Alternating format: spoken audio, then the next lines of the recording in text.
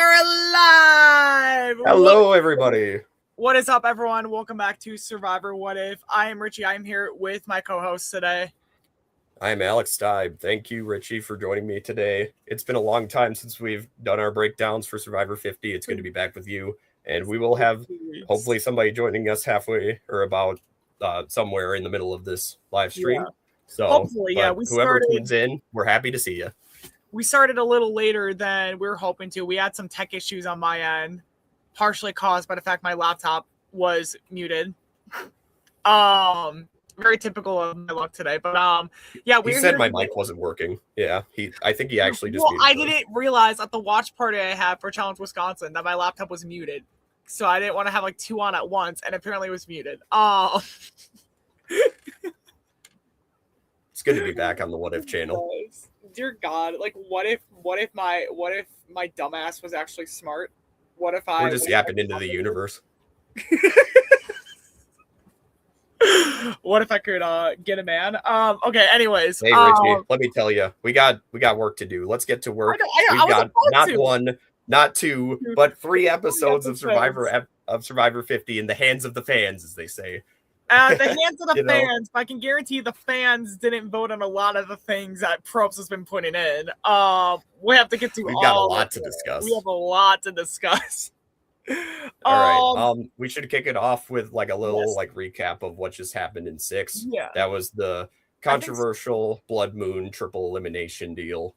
Fuck the Blood Moon. It basically was a glorified tribe split tribal twist that ended with Camilla, Colby, and Genevieve all going out back to back to back, which really sucks because I think even as we've seen the last 3 episodes, we really could have used at least we could have for sure used those 3 in some form to drive the story forward, because it kind of very clearly the Lointegracy Alliance, as I like to jokingly call it since Survivor 48. Jonathan was not the one that should have survived those votes, and neither should have been Joe. Colby, okay. Coach, cool, but why did Jonathan and Joe survive those votes? It's just, I know why, but it's more of why?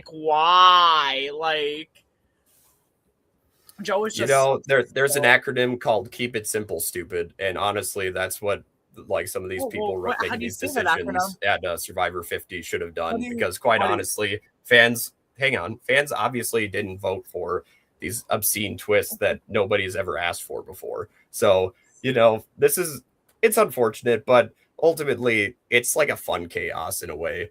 This season is still somewhat entertaining just because of the massive cast and all the crazy moments that are happening. It's quite a lot, and we've got a lot more to talk about. Let's go ahead and get into episode 7 right away. So what did you say that acronym was again? KISS. I was waiting for an entire minute to do that. Yeah, so I'm locked in. You're not going to get anything out of me. We're live, baby. It's time to work. Damn sure, baby. I can get something out of you. Give me 20 minutes. Jonathan was working pretty well to end up blindside Camilla, and that leads to arguably some of Tiffany's best content. And I'm really excited to be here today because Tiffany is getting more content now, and I absolutely love it. And she is, yes, finally. Please let me finish. No, Tiffany is just so enraged at this point, but she's got to somehow calm down and keep it to herself, and she'll find a way. But she wants revenge for her fallen friends, Camilla, and we'll get to the results of this episode. I will say this time people are going to be surprised. I took notes on the episodes. I took notes. I got the recap on the side here. Yeah, I didn't get many notes on episode 8 because when we were watching it at Pop in Milwaukee, for episode 8, there were so many storms going on in Wisconsin that it just cut out. So we know what happened. We know who went out, but I didn't get much notes because I wasn't able to watch most of the episodes. But I do have some notes.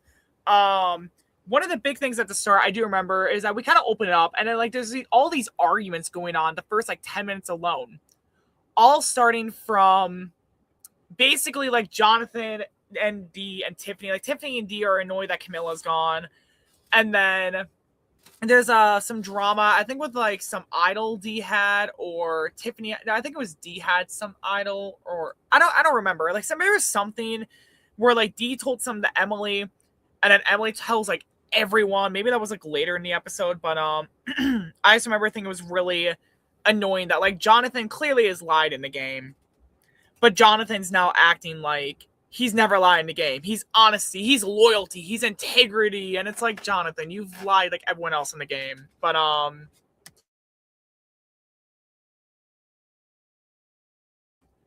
sorry, my parents were calling me for a second. But yeah, no, like Jonathan, I just remember like he has this whole confessional where he claims he's taking advantage of emotional woman as a cool, calm, collected man, and I'm like, that's not gonna age well. Sheesh. Yeah, I remember like typing it in because I remember even watching this. Like, I'm like, I forgot if he said that word for word or if that was like the gist of what he said. But I just remember like looking at it. I'm like, that's just not gonna age well. And like a month from now, yeah, as we see in this early sections with Jonathan and D, the battle lines are being drawn, and we are going to see those battle lines get crossed, and we're going to see some bloodshed throughout these next 3 episodes. And we got a lot more to cover. There is another thing we should mention. Aubrey wanted to burn her idol, and she didn't, and she made the bogus excuse of forgetting. And obviously, in season 50, in a season of returnees, no one's buying it, and nobody should. So naturally, I think it was smart to hang on to it for one more round, to be honest. And to be quite honest, maybe she could should have hang on to it for a little longer, but we'll get into that. And I don't know. I don't resent her for holding on to it, but I also wouldn't have said, like, I'm going to play this, you know? Oh, yeah. Like, that's just... Here's the thing. Like, if you're wasting the idol, like, this is Survivor 50 we're talking about here. Right. I'm not wasting an idol on Survivor 50. Well, here's the thing. Like, I'm surprised we didn't get more from Rizzo on this, because this was essentially Rizzo's, like, a part of Rizzo's gameplay in 49, which he had just gotten off of, where he flat out said that he was going to play, but then he never did until, like, I think it was, like, I forgot if he did play at Final 5. 49 feels like forever ago. But as far as Rizzo didn't call her out at one point saying, like, she's obviously lying, guys. Like, Aubrey, I mean, this whole thing causes so much drama when in reality, like Aubrey plays it off very badly. She shouldn't have just said, I forgot. She should have just like owned her strategy and said, yeah, I said that so that you guys wouldn't vote me out. And then say, I actually will play this round to get it off for you guys. Like, she just said something along those terms. But her saying, I forgot is like the worst thing she could have said. Just the dumbest thing I think she could have said. It's just... There are times like this where, like, I question why Aubrey's was on 50, because it's just kind of like, that even I know, like, even I wouldn't have gone off and said that excuse. Like, I would have just said, like, I got to vibe the last second to not play it, or someone told me to not play it, and that's why. But no, Aubrey's like, I forgot. Just like we all forgot she was on Game Changers. It's a tradition. I'll bring up Game Changers. Sorry, but that's what I was. Allow me to play Aubrey's advocate, because honestly, I did enjoy Aubrey in the past seasons that she has played, and I was thrilled to see that she got the call back. And I do believe that nobody will ever play the perfect game. To be honest, of Survivor, there can always be honest mistakes in people. Like sometimes it's also down to the luck of it and how your tribe falls and how many challenges you can win, or if Jimmy Fallon curses your ass or not. There's so many variables to the game of Survivor, but somebody like Aubrey is smart enough to be able to navigate them. And that's what she's doing thus far. So. Yeah, I kind of get that same vibe about Aubrey, though. Like, he's like, I enjoyed her in her past seasons, but, like, when I saw her for 50, I was kind of, like, back and forth. Like, I want to be excited for her, because she's a notable name, so, like, it makes sense.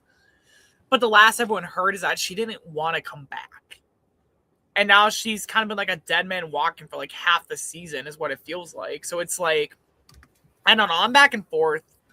But we appreciate you, Beeferda, for the comment there. Thank you. Yeah, no, honestly, that's a fair stance, because she has made some mistakes and she is playing a bit of a lame duck right now. However, we'll get more into these next few episodes and what she does. And I think there's still time for her to make a case if she's able to stick around and survive. There's a lot of content from before the first challenge alone, which really surprises me. we get this, granted, a good chunk of it was on a stupid journey challenge, which a kind of a thing of, it's kind of just a thing of like, it's just one of those classic challenges that is just, I love it. I love when it rains, it pours, because that's what Stephanie essentially has to do. When it rains, it pours, where you have to like hold your arm above a head, you have a bucket. But the way they do it, or Stephanie has to like do it and outlast like a bucket drop into the ground, it's like, I didn't like it. I mean, it was just really dumb. It should have been the challenge for this episode, not the a journey challenge. I thought it was really dumb. And I also hated that it was basically, again, forcing people into situations where they could automatically lose their vote without even having to say in if they wanted to risk their vote. Like, it just puts Stephanie in a spot where it's like, how is she really supposed to, like, potentially play her game if she may not have a vote? So, that's the nature of the game. Survivor is a gamble, and ultimately the gamble landed on Stephanie to go on this journey. And yes, this is a pretty standard challenge, holding your arm above your head for an hour. You know, it won't take much for you to like lose your focus for a second, and then it's like, oh no, now I lost my vote, and what can I do? But that's also the game of Survivor, and that's what these people signed up for, and they know that there's potential to lose your votes or to be vulnerable for elimination or something like that. So ultimately, for Stephanie to get this advantage here, it's really good for her game individually. Right. And yeah. We'll talk more later about her stance in like the overall tribe. Right. Because I was about to actually talk about that now, because I think she does end up winning the advantage. She gets very lucky that she gets its advantage. In a spot where they literally highlight how her shoulder is like really fucked up still from when it was dislocated in Heroes versus Villains. At least that's what it sounded like she was trying to say, which I'm kind of thinking myself. It's like, a very fitting ending. Right, it did come around full circle, because like in Palau, when she was like one of the last ones there, she was saying she was afraid of like fucking up her shoulder. Heroes versus Villains comes along, she fucks up her shoulder, and then it's almost another full circle moment of her talking about her shoulder again, fucked up, whatever. But it's just kind of like, she gets the advantage, goes back to camp, and then she starts saying that like she could go for 30 minutes and get an advantage, or no, 30 minutes to keep her vote and 60 to get an advantage. And then she lies, saying that she only went for 30 and then dropped, saying that she couldn't do it anymore. He's barely making eye contact, and then Suri immediately clocks her ass about how Suri's like, Stephanie's a bad liar. And I'm kind of like, we kind of saw this in Guatemala, like every time she tries to lie or like do something, like people clock her quickly, like, yeah, like Stephanie's not telling the truth.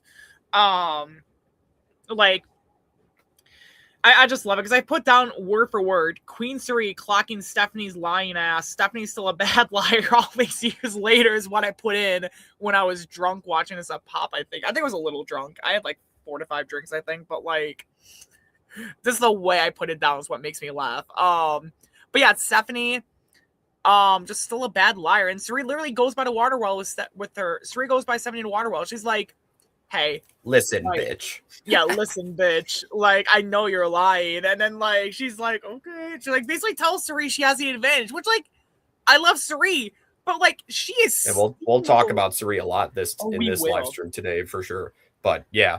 Yeah. It's interesting. It's interesting how Stephanie still trusts Suri with that information, to give her that information. Heroes versus Villains, Traitors, Snake in the Grass, what other shows? But I do want to say this. Someone we didn't get like any content of was Chrissy in episode 7, despite the fact that Camilla was gone because of Chrissy and her last minute scrambling in episode 6, but yet we don't get anything of Chrissy, which kind of pisses me off that they just ignored her for most of the season, even though Chrissy was such a massive, like, big name coming into the game. They just blow her off. And it's kind of annoying. Like, I mean, I don't really need to see, like, cut half of Jonathan's content and give it to Chrissy. Like, why do we need to see so much Jonathan? Like, I feel like I get the vibe of what's about to happen with Jonathan, and I'm dreading it already. But, like, I wanted a little bit more Chrissy content. And especially it would have made sense for Chrissy to talk more about what happened, like, and how she feels surviving that vote barely against Camilla. Like, I don't know. And it even worked well for her because she didn't get any backlash against her for that move. it was Jonathan that got the backlash for like flipping and voting Camilla out. They weren't mad at Chrissy because they were kind of like, okay, it's like self-defense at that point. Like, it's whatever. It is what it is. Like, they weren't mad at Chrissy. She almost got off. Like, it seemed like she got off scot-free. So, I mean, it was Jonathan's call. It really was. He was the deciding factor in that Blood Moon, in that third of the Blood Moon twist. And yeah, he made his choice. And we see the ramifications of that here in episode 7. And ultimately, it puts a pretty heavy target on Dee's head when she's pretty combative about all of her allies being in danger. So it's interesting to see going into a very important first individual immunity challenge. Well, I think I'm not there yet because there's a couple more things I was going to talk about. Because I think I saw a couple before. I have some stuff about Ozzy because like Ozzy's, I think, finally starting to play well. He's starting to have really like decent alliances. And I think this might have been before the challenge where they had this whole talk of like this is where the term got coined, the polycule of Cirie, Ozzy, and Rizzo. I literally typed down word for word the polycule and in parentheses Cirie/Ozzy/Rizzo.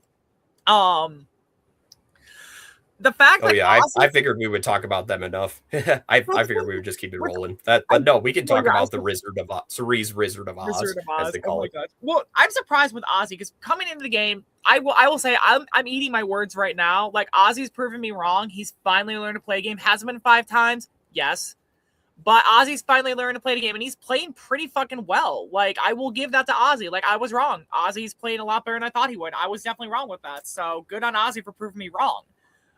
He's actually playing a pretty good social game. He's finally realizing he needs to have these conversations, tone his temper down a bit, not rely on just fishing for everyone that like use it as like to help him, but not like a sole like factor in it. So like Ozzy's actually playing a lot better, at least in around like the current time we're at. Because Ozzy's still in the game after episode 9, so he's actually playing a lot better than I thought he would. So I mean, good on Ozzy. But the whole polycule thing where it's like Cirie, Ozzy, and Rizzo, I just think it's so funny. It's just such a weird combination of like 3 players. Because you think it's like Cirie and Ozzy, not so much because they played like this is their third time playing together now. But then like Rizzo is just so new and it's just so funny that like they lump him in as like their child almost, and it's just like a literal polycule. It's just the funniest thing ever. And like you just see Cirie call it that and just start laughing so hard. She's just like, I love Cirie. There's a reason why we're going to talk about this trio a lot. They are just absolutely steamrolling right now, and they still have plenty of advantages up their sleeves too. It's looking great for them, and especially looks great for Cirie, of course, because as we mentioned, whether it's her own like type 3, the Wizard of Oz, or if it's people like that are of the older school, like Stephanie, or perhaps somebody towards the middle, like Aubrey or Devins, or perhaps even Christian, they're all trying to work with Cirie. Nobody's really trying to get her out at this stage. And it's absolutely incredible to see from her, because she is one of the best to have never won up to this point. And to see her go on this run, she seems unstoppable.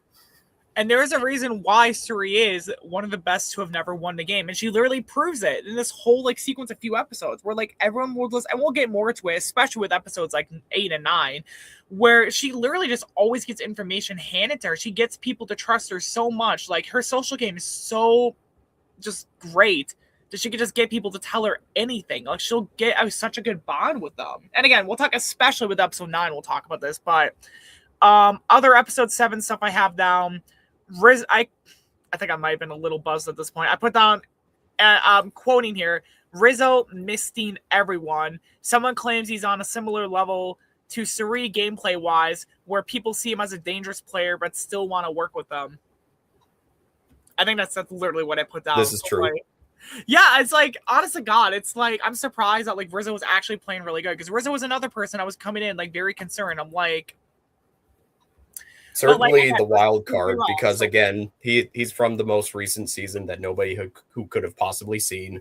And yes, it is very interesting to see him get paired up with people like Cirie in this tight alliance, but then also to see the interactions with somebody like Coach, who tried to bring him into like the 4 Horsemen, like honor and loyalty alliance that Coach was running. And we also see Rizzo chatting it up with Dee a lot, and Rizzo was able to tell Dee that he had one of those Billie Eilish idols, and we'll get more into that information later and about how Dee divulges that. The Billie Eilish idol. So yeah, is that everything? Should we move on to the challenge then? I'm just trying to think of how to spell something in.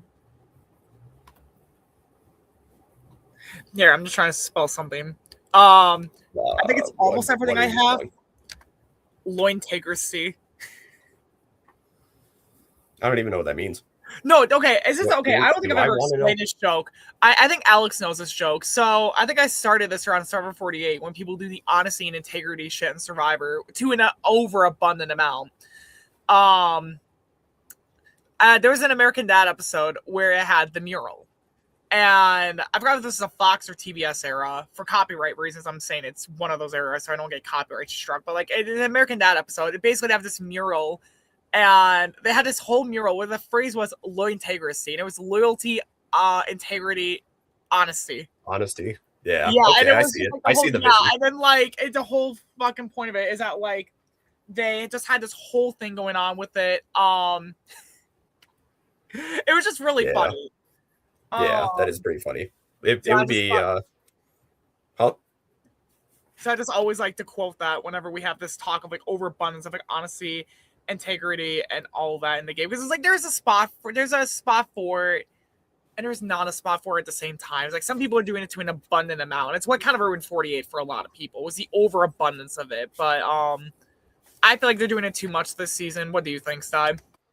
Yeah, the honor and loyalty and the honesty and the integrity, it's all nonsense in the game of Survivor because everybody knows what game they're signing up for. It's the game of lies and deception, and you're going to have to lie to somebody at some point in the nature of the game to vote them out because only one person can win this game, and it doesn't need to be anything more beyond that. And yeah, we can all sit here all day and call each other hypocrites, and that's fine. Or we can honestly, Richie, we really need to move on to the challenge here. Like, we've got 3 episodes to cover. Like, can we please move on to the challenge? I was about to. Thank you. Sure. I forgot what the challenge was. It was 2 stages. It was like the 2-stage one where like essentially similar to one they did in 48, I think, where they split into 2 teams. They have to like or is it 41, 42? It was one of the ones they've done in the past where they split them into 2 groups. Someone sits out. And then like they split them into like actually no one sat out because it was 14 people. So they split them into 2 groups of 7, and then the winning group got to play for individual immunity. It was basically like push a boulder, do X, Y, and Z, do a puzzle. And then the second part, I think was it the one you had to like hold a giant pole over your head with a ball in it? Yeah, it was that one. I'm trying to remember who won. Was it Christian? Ozzy, yeah, it was Ozzy. That's right, yeah. Ozzy won, and he now is 1 immunity challenge win in his overall Survivor career behind Boston Rob. So if Ozzy can win 1 more challenge up to episode 10 or beyond, he can tie Boston Rob. Obviously, if he were to get 2, he would then surpass him. But that's pretty huge for Ozzy. I've always loved Ozzy, and yes, like you said, Richie, you're quite the critic of Ozzy, understandably. And I'll be frank, a lot of people in the community of like the Survivor group that we have are pretty critical of Ozzy, and rightfully so, because Ozzy has his controversies. However, he certainly was one of my original favorites growing up watching the show. I am absolutely stoked that he came back for a 5th time because, of course, he should come back for a 5th time. He could come back for 6 times. I don't care. And I'm so glad that he's able to be on this run that he's on and be in such an important alliance like the Wizard of Oz, and to be able to still not just be in a powerful position of the game, having that idol as well, and also winning this challenge today in episode 7. You can call me the Oscar Glazer. The Oscar Glazer. I love how he kept saying at the beginning of the season, I think it was in pregame press, that he wanted to go by Oscar. No one calls him that, and he just completely just forgot it. I think some people do. I don't know. I'm not sure there's a lot after the challenge. Maybe some of what I said did come after the challenge. When I typed it out, the challenge was one of the last things I typed in. So maybe some of this I said before was after the challenge. But Rizzo missing everyone. Oh, Rizzo coaching coach. Because Coach, basically at this point, Coach is going crazy after the challenge. He's trying to get everyone to not tell the middle, like, he's trying to get just the honesty, integrity, loyalty people. And he basically tells Devins what the plan. I think he wants to split on Dee and Tiffany. But then he's like, don't tell anyone in the middle, not realizing that Devins is in the middle. And he basically just doesn't want Christian, Emily, and Aubrey to know, thinking that they're going to flip on them. But then Rizzo's trying to tell him later on, because if people start getting pissed off, they're going wild left and right. Coach starts getting pissed that Christian, Emily, and Aubrey know the plan, even though, if I recall correctly, I think they were on board for trying to get rid of Tiffany and Dee. Like, Coach just gets pissed off that they know the plan. I don't even think they were against it. He was just mad they know the plan. And then everyone's getting mad at Coach then. And Rizzo goes by and Coach's coach. He's like, hey, we slay dragons at Tribal, not at camp. And he's like basically having to coach on how to play Survivor, which I think is just the most ridiculous, funniest, and just like great, one of the best like old school versus new school moments in Survivor history. Were literally just the fact that Rizzo is like coaching Coach is just, I mean, Rizzo's right. Like, you can't say he's wrong because he is right. Like, Coach should not be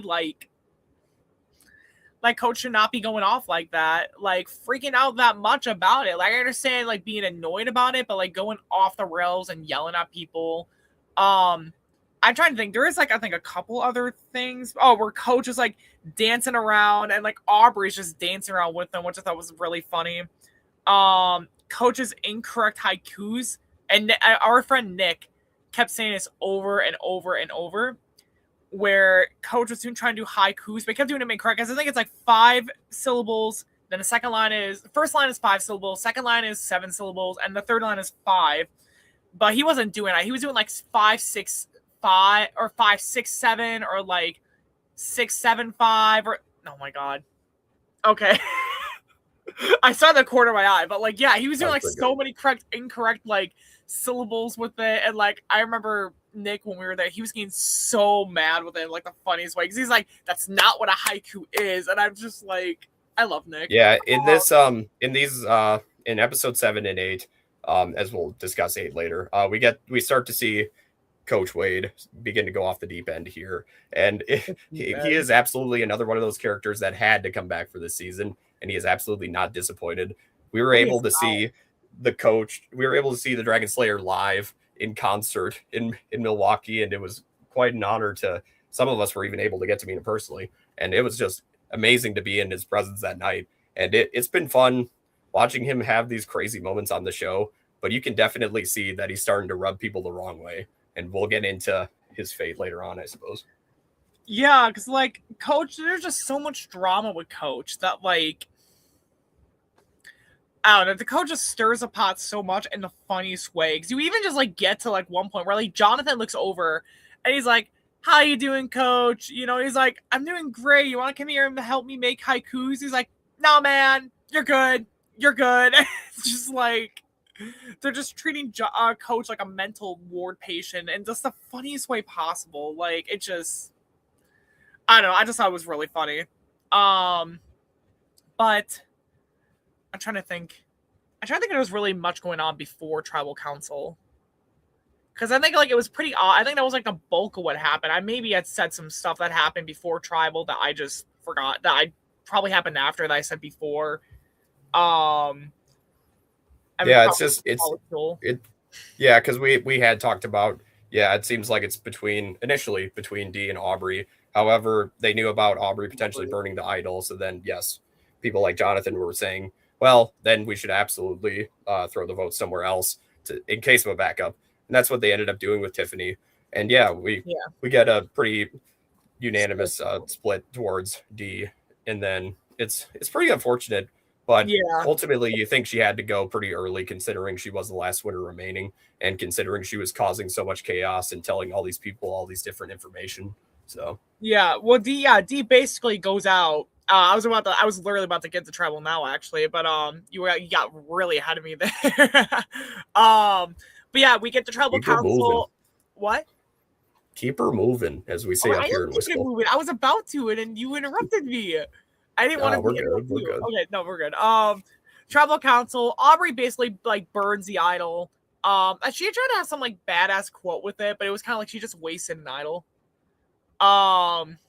Yeah, but ultimately it's a fair decision. And yeah, if she would have just like lied again, that would have I forgot again, guys. No, like that would have been. I would have laughed so hard. I would have pissed myself laughing. We would have had to get Rizzo content for if she could have gotten a clue from the middle people about the results with the TIFF becoming a backup vote, then maybe she could have thought to hold on to the idol for one more round. But it is what it is. No, anyways. But Dee basically goes out in a near unanimous vote. I think they had like 1 or 2 votes on Tiffany to like split the vote.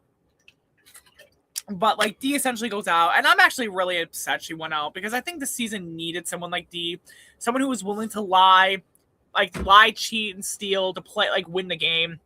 Like, and it just sucks that I put down literally a lot of what I put down was that it just sucks that a lot of the strategic and entertaining players of the season the season really needs are going out really early, left and right, in a lot of worst case scenarios right now. And I put down that at the time of episode 7, I'm like, it's giving game changers with how almost everyone in pre-jury is getting more content than some of the people in the game right now. And I'm like, I just put down like, it doesn't bode well for the season that like some people who make the merge and are still currently in the game still are feeling invisible compared to like people who we saw in the first half of the game. Like, but episode 8, I don't really have a lot of notes on, again, because episode 8 just wasn't a lot. But is there anything else you want to talk about with episode 7 before we go on to 8 Steib, or?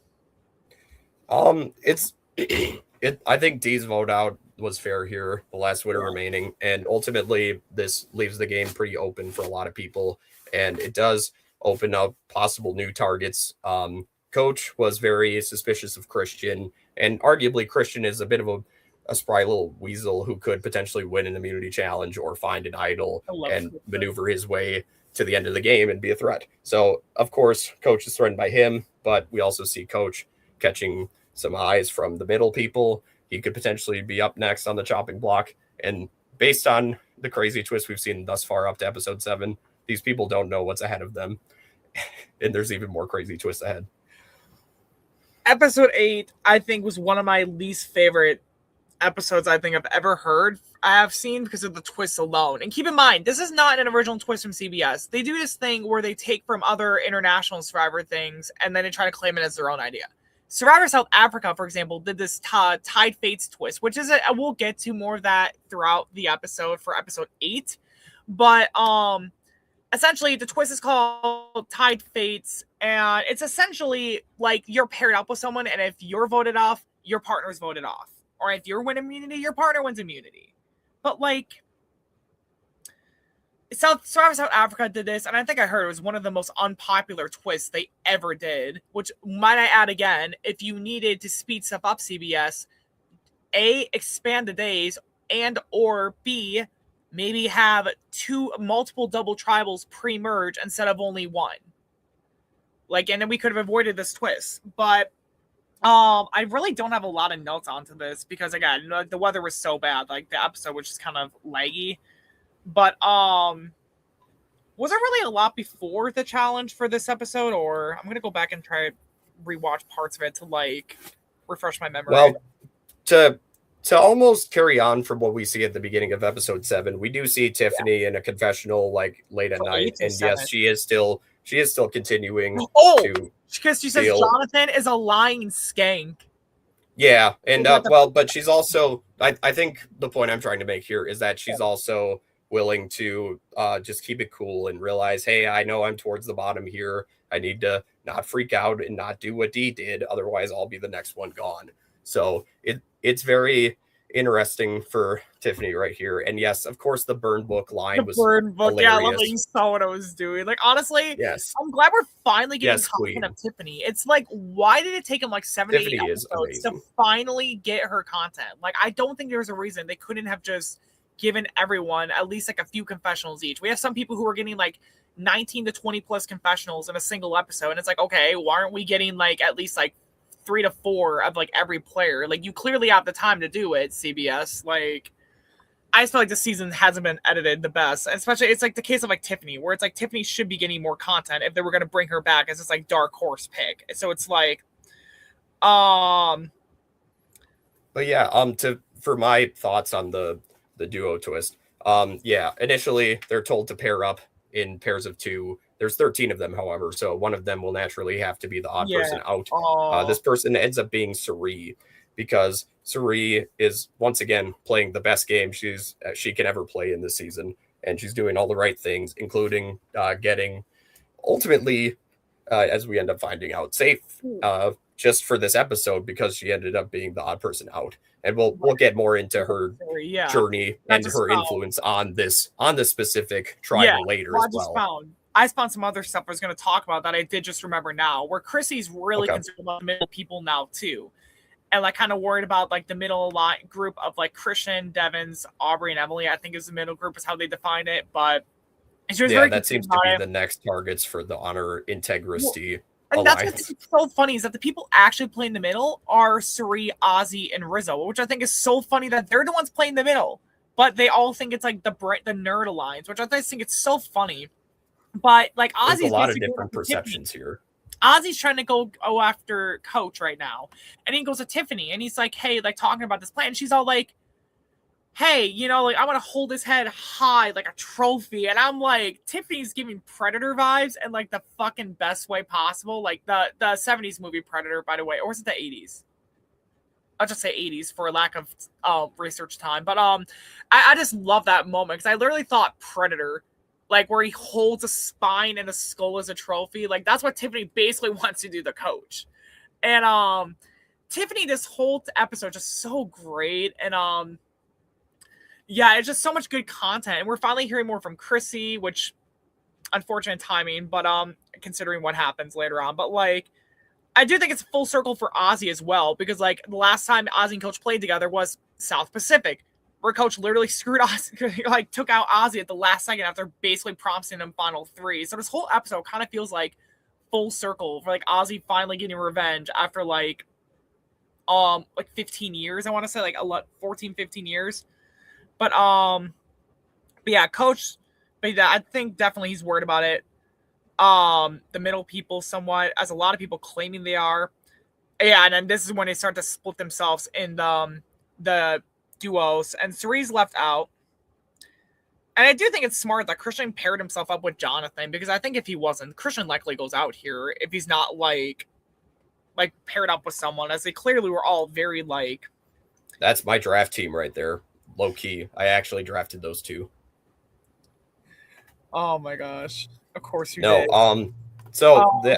Let's go into that, because the six pairs. Hey, God, but there's one more thing we should talk about before we get to the challenge as well. Yeah. No, I'm just trying to load up the episode. The six pairs are Coach and Chrissy, Rizzo and Emily, Ozzy and Stephanie, Aubrey and Rick Devins. Yeah. I was pulling up actually. Yep. Tiffany and Joe. And yes, Team Steib, Jonathan and Christian. So you know who I'm rooting for. And then Suri is the odd person out. She ends up she'll come along on the challenge, and then her fate will be revealed. And we'll get to that too. I think they somewhat revealed that she has to go to Exile Island. She's not eligible to be voted out. She's safe, and then they claim to her at the start that she's going to Exile Island. And we'll get to Exile Island. We'll get to Exile Island in a bit, because I have some very specific thoughts on that. But it's essentially like similar to that. I think that challenge it in 47 where they're a pair, not like the same, but it's very similar, where I think there's like stages, and then like X amount of pairs get eliminated from like each stage, and whoever like solves a puzzle or does something at the end wins immunity. And if I recall correctly, I think it comes down to let me fast forward the episode on my phone to see who gets there. It's Tiffany and Joe. Yeah, it's Tiffany Devins and Aubrey. Devins and Stephanie Aubrey. And Ozzy. And Stephanie and Ozzy, yeah. And then it ends up being won by Tiffany and Joe, which, I mean, again, clutch for Tiffany, because, again, Tiffany's also in a spot where she doesn't win. She likely I don't know if they would have let her go because of Joe being paired up with her, but I feel like it's a likely opportunity that they would have been more willing to let go of Joe and get rid of Tiffany. I mean, I don't know if they would have, because it's Joe and they need him for numbers, but I don't know. But yeah, but I mean, it's won by Tiffany and Joe though. So sorry. And honestly, allow me to speak for a few moments, because there's a lot I want to talk about these two. Because honestly, these are 2 new era players that I did not get to see in their initial seasons, and admittedly, they didn't have too much content in this early portion of the season, and now they're starting to heat up. Joe he's the Stone Bell Monk. He's in Coach's honor and loyalty alliance, and he's still a tight person with Coach. And ultimately, it's bizarre that they would end up pairing him with Tiffany, who is arguably got to be somebody that they're least likely to work with in this game. For Joe to essentially be the comp beast that he is, and for Tiffany to also be a physical threat as well, and to be very good at these challenges as well. Of course, they were a dream team. Of course, they could end up getting the win here. But now it's like, okay, well, Joe's safe, and that's good for him, of course, and that's good for his game. But you've also got to look at it like, okay, well, Tiffany's now off the board now. What are we really going to start targeting the middle people after we were just calling them out last time? You know, it's very interesting. It's a very interesting situation Coach finds himself in.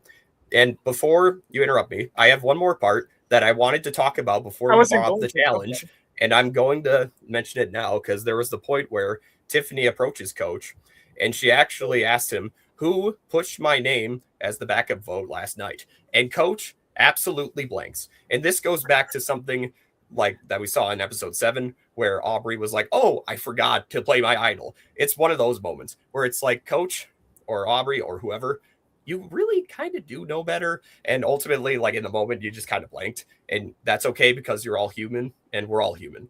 And we all make these kind of mistakes. But it's just like, God, Coach, how do you not have a name to throw at Tiffany? I would have just thrown Jonathan's name at that point, because at least Jonathan was already enemies with D, and then I guess by proxy, Camilla and Tiffany.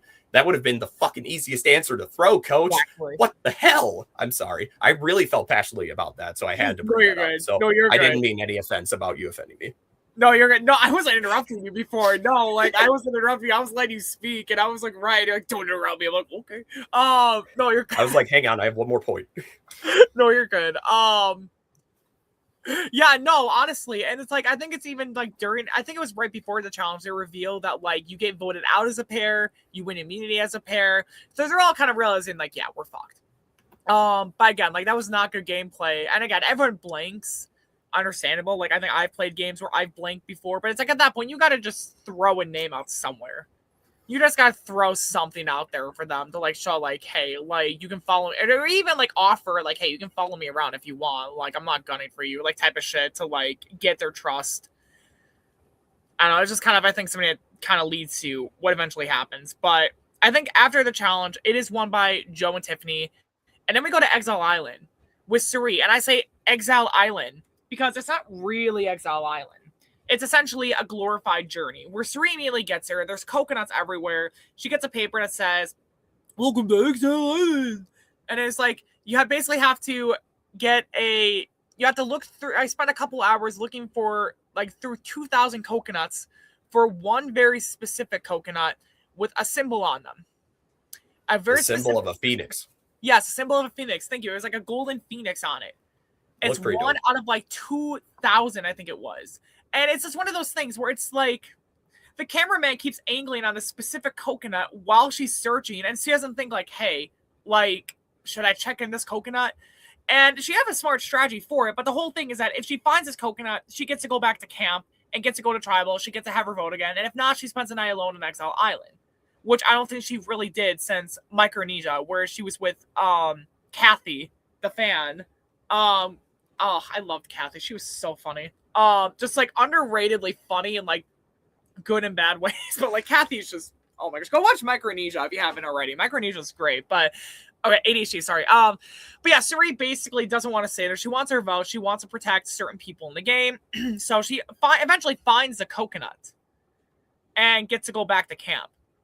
Which I think this is really the closest she's ever won to like individual immunity ever in her Survivor career, which I almost want to give her like individual immunity because it's like 2 or 3 hours, 2,000 coconuts, searching for a specific one. It's giving like a Survivor Marquesas challenge anyway. So it's like for those of you who don't remember, Survivor Marquesas had the most random challenges too. Like they had a challenge about making popcorn. They had a challenge about flying a kite. Like, it's just the most, like, it just kind of feels like a challenge that would have fit well in Survivor Marquesas, like finding a specific coconut, which Suri gets it. She goes back to camp, and immediately she's greeted by, like, everyone. And everyone's like, oh my gosh, Cirie's back. This is so great. Like, I don't think a single person's upset that Cirie's back. And even some people are like Christian are saying that like he feels a lot better and safe in the game that Cirie's there, which like Cirie's missed. Like she's doing so well that like they're all like thinking that their game is so much better now that Cirie's in the game, but she has to slit two of their throats that night. I think there was a conversation I remember where Coach and Chrissy are talking. She literally says like, Coach, we're going for Aubrey and Devins. Don't do anything. Don't go crazy. Just sit there, keep your mouth shut. And like, I'm trying to remember what else happened because like I don't think I got a chance to really watch into it because I think this is around the time where it cut out because of the weather.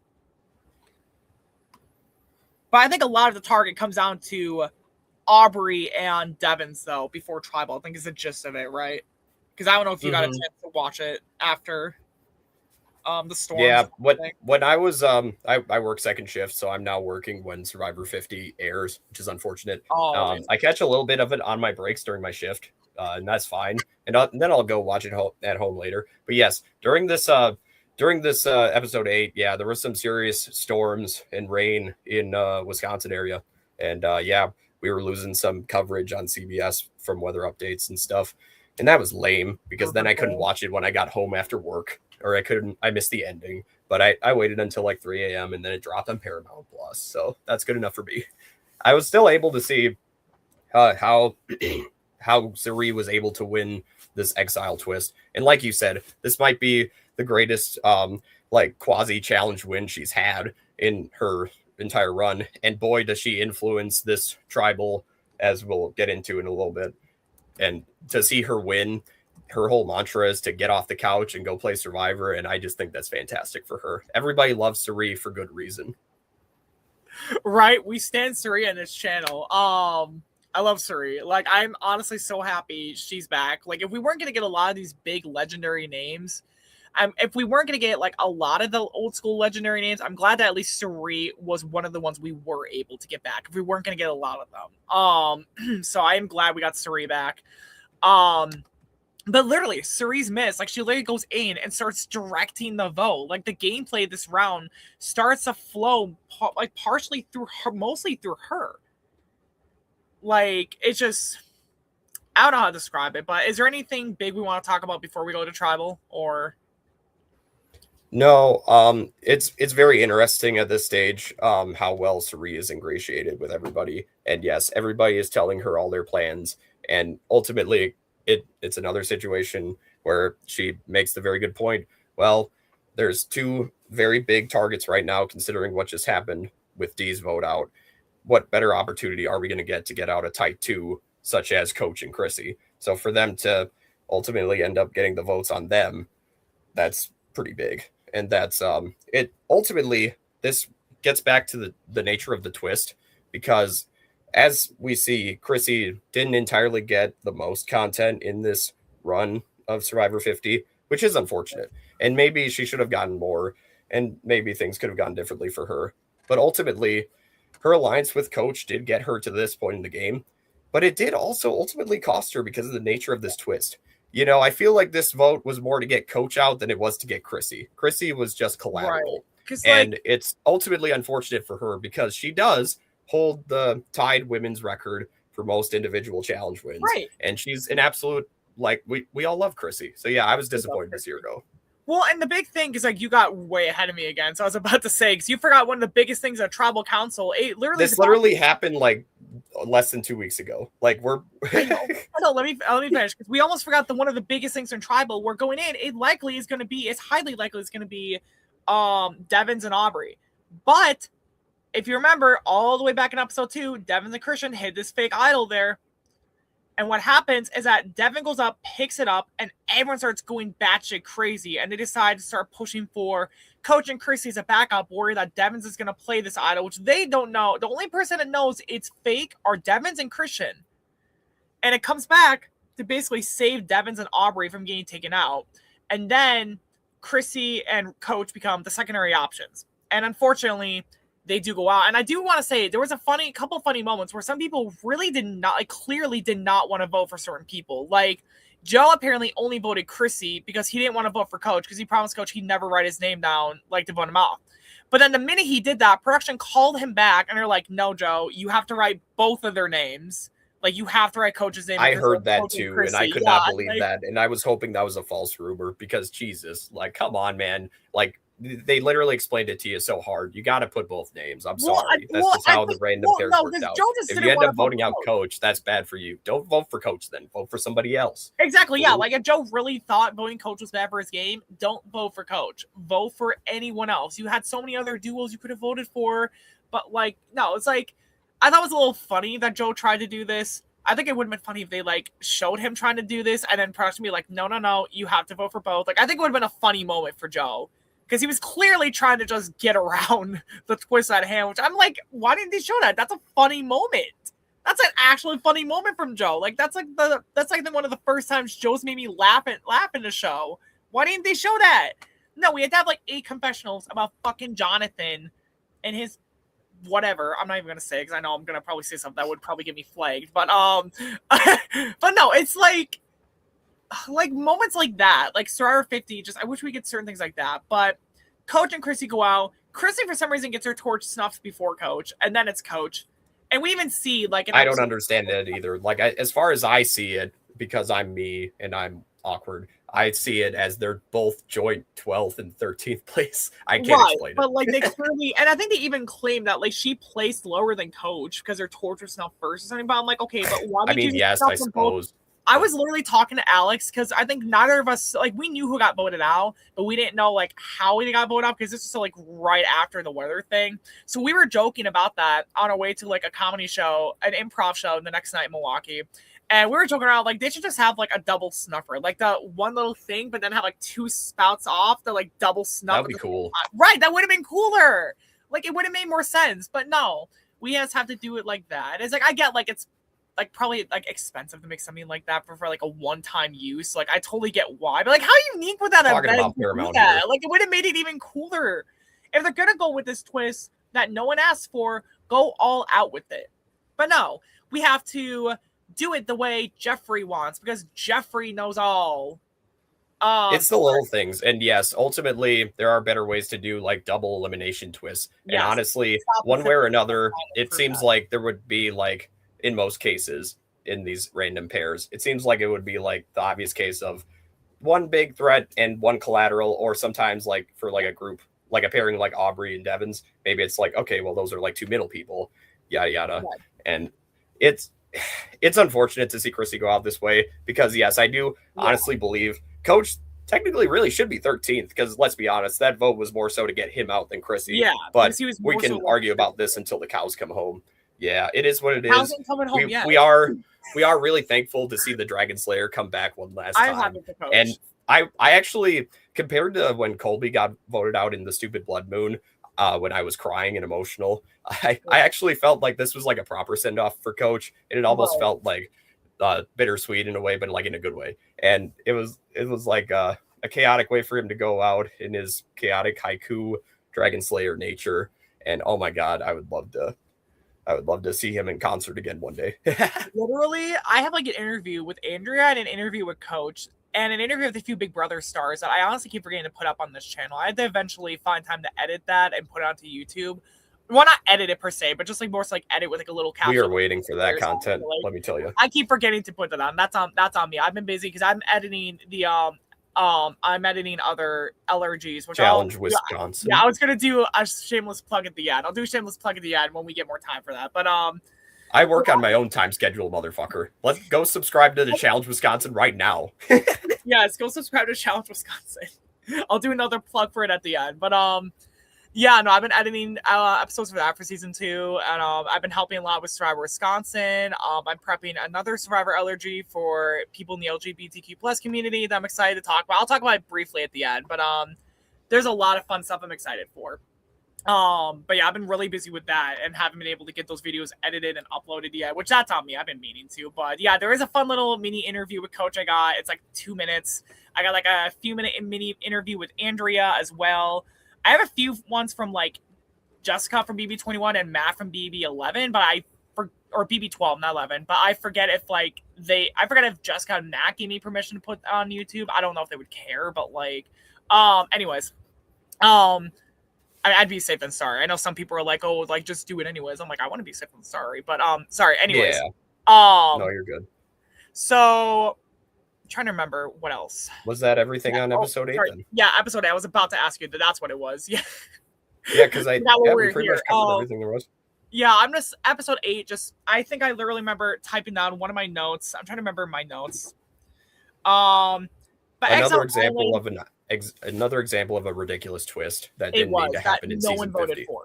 Yeah, that no one voted for. Like, it literally, like, I'm mad that they did this, because, again, it's an example of, like, Survivor ripping off something from an international series and trying to claim it as its own. But the thing is that no one, even Survivor South Africa fans, did not like this twist. If I recall correctly, I don't think a lot of people like this twist, because it just kind of always screws over one person for really no reason. They're just collateral in, like, the worst way possible.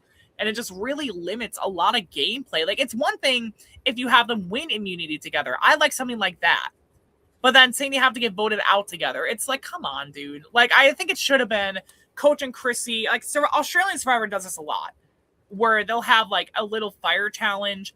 And, like, like 2 people voted out will have to do, like, a fire making challenge. And then whoever wins gets a say in the game. The loser's out. If there's something like that, that wouldn't have been bad. Like, Coach versus Chrissy, they do fire, and then one of them stays in the game and wins, the other is out for good.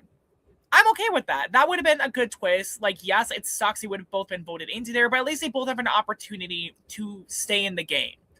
But no, we have to get this shit where they both get voted out. And I'm pissed that it was Chrissy that got screwed over by this twist. Like, I love Coach, but like, Coach was just so dumb. He clearly was the target in this case.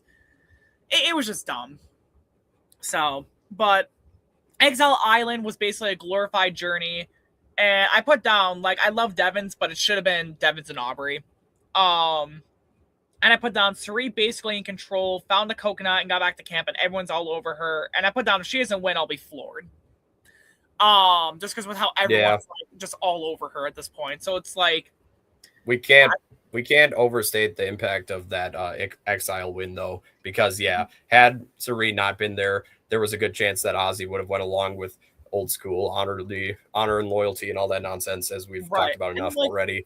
And Aubrey and Devins could have went home. That could have shaken up a lot. That certainly would have been given Coach and those 4 horsemen type people a lot of power. Yeah, it was a big call for Cirie, and ultimately she's just, her and her tight 3, the Wizard of Oz, they're making all the right moves, and everything's falling into place for them. And yeah, honestly, like, episode 9 pisses me off so much. So this is gonna be one of the, like, I might vomit out of rage talking about this. I'm not gonna lie. I took a lot of notes. I lose night number 1. I took so many notes with this. I don't have a lot of notes from before the challenge, but Christian is immediately, I know the episode, Christian is immediately gunning for Ozzy, and I'm like, Nor, why did you do that? Like, because then the minute he does that, Cirie's getting all this information handed to her, where, like, Christian wants to go for Ozzy. I think someone starts talking about, like, whatever, like, and, like, the plan starts to be, like, should we go for certain people like Ozzy or whatever? And Cirie, like, here's a plan, and then actively works against it, is how I think I heard someone phrase it on Twitter, which I'm like, yeah, that's absolutely true. That's one of her biggest things. She'll hear the plan, her missed. She'll get everyone to tell her what's going on, and then later on, she'll actively work against it if she doesn't want it to happen. And Cirie does this here. Christian guns for Ozzy, thinking he can trust Cirie, but no. She goes back on Christian and says, no, we're going for Christian now because he wants to go for Ozzy. And she's like, Christian's my number 3. Ozzy's my number 1. So it's good on Ozzy for being Cirie's number 1. Because if you're her number 1, she's going to do everything she can to protect you in the game. So good on Ozzy for being in such a good spot socially with Cirie. Like, good on him. And also, like, bad on Christian that he kind of didn't recognize that this could have been a possibility. Like, I mean, I think he should have waited till after the challenge to start this. But then Christian, I think, Devins tells Emily about how the idol from the previous tribal has saved him and Aubrey, how it's a fake. And I put down word for word, this will end well for Devins. Because the running gag with Emily is, if you tell her a secret, she is going to tell everyone. I think those are the only two things I really have down from before the challenge. Is there anything from before the immunity challenge that you want to talk about before I get into this monumental? I'll quickly add on, but no, I didn't mention it. We were talking about 8, but I really should have. That fake idol find and that absolute chaos that came from that last tribal was hilarious. It brought me back to the Edge of Extinction days where Devins was pulling his Devins moves. And ultimately, going into episode 9, I figured, he would be a pretty easy target right away to at least try to flush that idol. But then it turns out, that's a fake. And then he might just go home anyway. So it's very interesting. He's trying to save face by trying to tell Emily after the fact, but Emily is the type of person to hesitate when she gets information late. And then she'll also then proceed to tell that information to other people, which is just ironic. Emily is just so chaotic in such a funny way. I don't know. I love Emily. It's very interesting. And it's not looking good for Christian at the moment. Yeah. It's unfortunate to see the absolute 180 that Team Steib had from episode 8 to 9, where Christian and Jonathan were together and they got through safe and sound. And now they get to this early portion of episode 9 before the challenge. And Christian is just so awkward with some of these people, including Jonathan and Stephanie. And it's just, he's trying to build the rapport with the shot in the dark. And, he does make his word there. We'll see if he ends up honoring it. Well, and the big problem with Christian, I would say, within this whole segment is that in David vs. Goliath, he had people who were these brawny characters who were willing to work with the nerdy players, but it's you get these type of same brawny people here who are just not willing to work with these nerdier people, or the people like a Jonathan and a Joe who are so against these strategic nerdy people, which I really just don't like. It almost is brain versus brawn at that point. But I love that Emily's in the game. I love that she's still here. I love that Emily is still here. Sorry, we're talking to another co-host of ours who might be able to come in right now.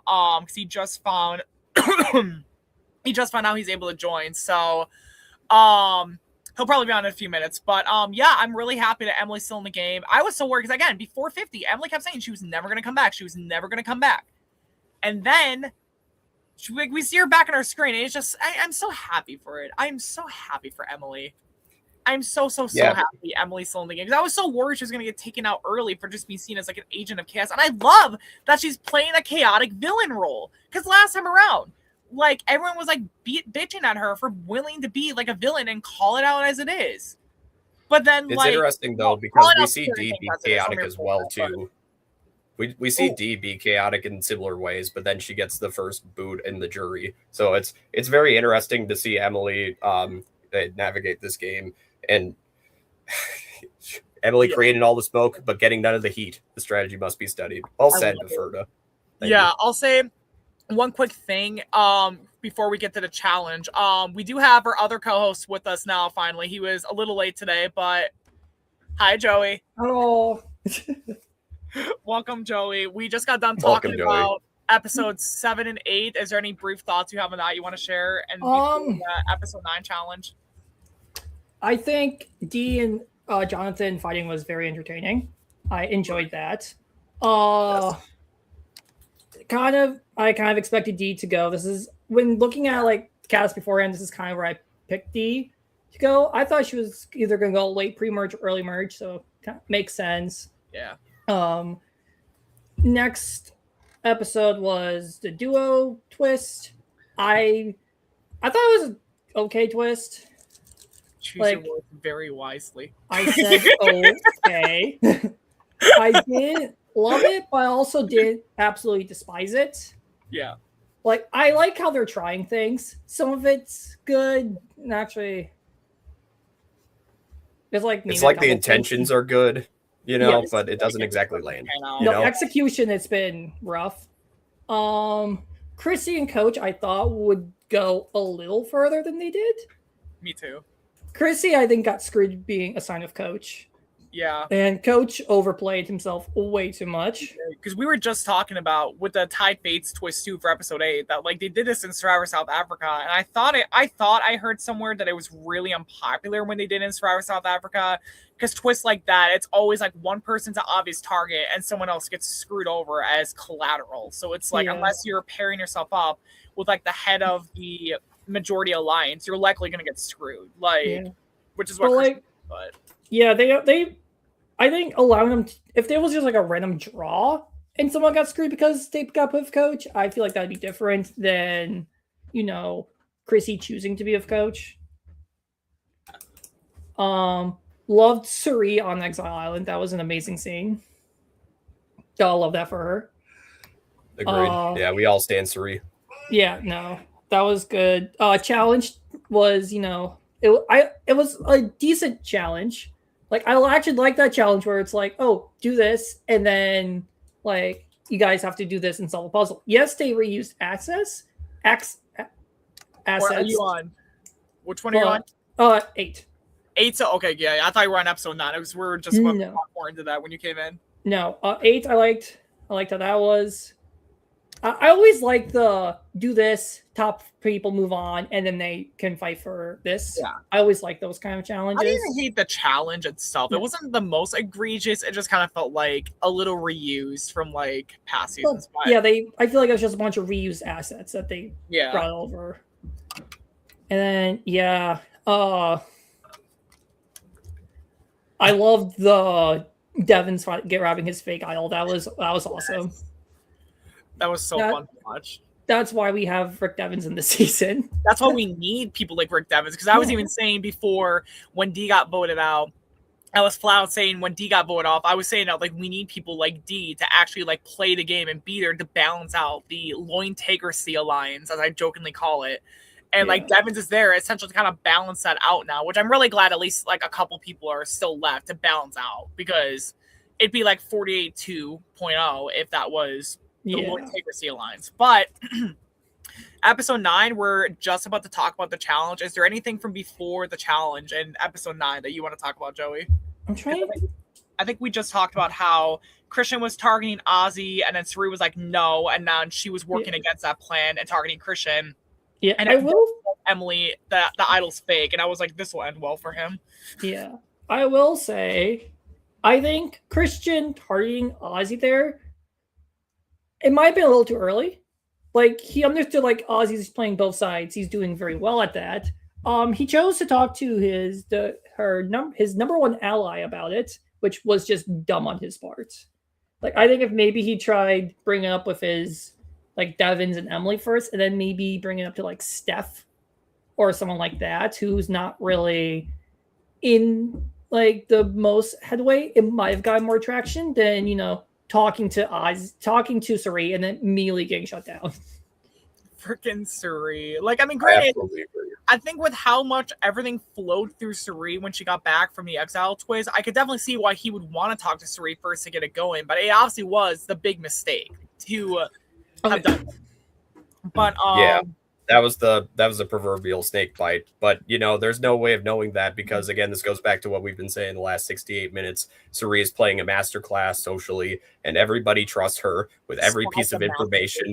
And yes, absolutely, Christian should not have went to Suri like this. Hindsight being 2020. And yes, admittedly, people should have started seeing this. At least those two, Suri and Ozzy, by now, considering everything that's going on, but people are just getting so oblivious, and they're putting their perceptions and their perspectives and their targets towards other people, that Suri and Ozzy are just able to keep it rolling, and they're doing great right now. I do have they mentioned how like early on in the season they mentioned how like Ozzy and Suri were close, so like they must have just forgot or thought like the swap did something, but like I mean, I don't know. We do get to the challenge, and this is where I have a good chunk of words. I'm just gonna say, not like as much of it as I can say, because it's gonna be. So essentially, they do the rice negotiations again, which I don't know why they keep doing this, because it's not good TV. No one really cares for it, but it's a rice negotiation again. Woohoo! Because he wants to make them earn their rice. So it's a challenge where you have to like hold a bucket with a rope with like 25% of your pregame starting weight. And if you drop it and the tile breaks, you're out. Last one standing wins immunity. But then Jeff says if 5 people can outlast him doing this challenge, then they get the rice, which I like on a base. I like that they don't have to like lose their vote, lose anything, or sit out of the challenge or give up their shot at immunity. I like they don't have to do that. But on the other hand, on one level, it's kind of unfair because Jeff is well rested. He's well rested. He's fed. He's not tired and worn out like the players are in the game. It's kind of an inherent disadvantage, even though Jeff's old and he sucks at these challenges. So it kind of balanced out in the best way it could have. On a base, it's kind of unfair to make someone in the game go against someone from production who literally is. It feels a little rigged, I guess, to me at least. But Jeff goes on for this. I think like 6 to 8 minutes. Someone said it was like 5, 6, 7, 8 minutes was literally dedicated to Jeff. Yeah, I know. I saw that. I know I said that. So literally, it's like I think it was like anywhere between 5 and 8 minutes was Jeff spent on Jeff talking about this challenge and how he wants to go against them and how the fans voted for blah blah blah. And I'm like, I don't think the fans voted for a lot of this, Jeffrey. But yeah, I see you said you're like we did not vote for this. But like Jeff is just being an attention whore, and that's my fucking job, Jeffrey. Sorry, I'm really passionately upset about this whole episode, but like it's very clear he just wanted more screen time. And there were articles written about this too, about how pissed off people are starting to get with how Jeff is just acting like people are like jokingly calling him like a theater kid. That's how angry they're getting at Jeff. Like it's just, I want to be happy for this twist because I do like it that they're changing up how the rice negotiations are going. I like that they're changing it up. I'm mad because I don't think they did it the right way, but that's just me. But I'm just gonna say who won, and then I'll pass it to you two to just talk about what you think with the challenge as a whole. But like, of course, Joe wins. I mean, they get the rice. Jeff only lasts like 6 minutes, and Joe wins because, of course, Joe almost broke the record last time he did this in 48. So who was gonna be surprised that Joe won this when he almost broke the record? So, sorry, I'll pass off to you two to talk about this challenge before we move on. So my inflammatory thoughts actually belong to the second half of this twist in episode 9. I will actually be the advocate for seeing Jeff Probst compete on the show finally of Survivor, because let's be fucking honest, this is a dream scenario. Of course, we would like the host to eventually play the damn game or to play like some form of like reality game of some kind. And Jeff has said like he was open to the idea, and because of a certain friend of his, and we'll get to him in a moment, and how his friend influenced the game. But again, right now, I think the idea of seeing Jeff compete against these people in the side bet, yes, it is silly. And yes, it is bartering for rice, which isn't too big of a deal. However, rice is important to these people because they're over, like, they might be at 2/3 of the way through the game at this point, and they're really hungry. They really need that rice. And honestly, some of them were willing to step up and defeat old man Jeff Probst. But, Jeff can still go himself. It is a tough challenge when you think about it. If you go into this challenge, like as somebody like Jonathan, and if you come into the game like incredibly like large, you're going to be a lot more susceptible to like problems in a challenge like this with 25% body weight. So this is a tough challenge.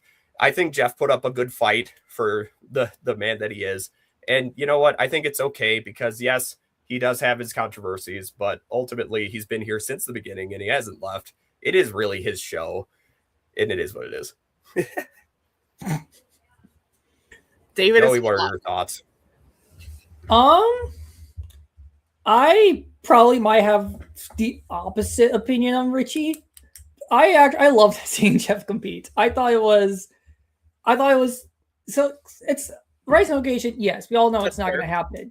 But like it gives us something like else to do, and also it allows like Ozzy, I think Devins and like Rizzo were just like trashing on Jeff, and I love like that in the montage. Yes, I was gonna say I love the montage. I love the montage of just seeing all like him trashing on people. That was good, but like it was fun. As someone who just like went to the show to watch the show, I was like, oh. Jeff is trying to get very extreme with it. But like, I also feel like it's Survivor 50. He's excited and he's just having fun. And he's been hosting for 50 seasons. Let's let him have some fun. Agreed. Like, I feel like more people were upset about Zach Brown, rightfully. Right. It's like I'm not saying it's like the biggest. I wouldn't say like I'm fully against Jeff competing. The only thing I thought was unfair was kind of like at a base, you're taking someone who is well rested and is fed versus starving, exhausted players. That was my only situation with it. If they had someone go up against, say, someone who they just voted off the previous night, who maybe they got a tiny bit of food and more rest, but it's still in enough in the game to where they're like, oh, I'm so tired. And like, at least it maybe would have been more fair, but like, it's not like, again, it's not the worst thing in the world, but it was definitely one of those things where I guess kind of felt like balance-wise, I'm worried about it. But I mean, I think it worked out in the end because again, Jeff was having fun with it too, and the fact that Jeff only lasted like 6 minutes, so it's like, yeah. I think he outlasted 4 of the people that was still in the game. Yeah, it was. I think Rizzo was out like less than 2 minutes, right? Rizzo, I think it went Rizzo, Emily, Sari, and then did Christian fall? I think no, Devins. It was Devins.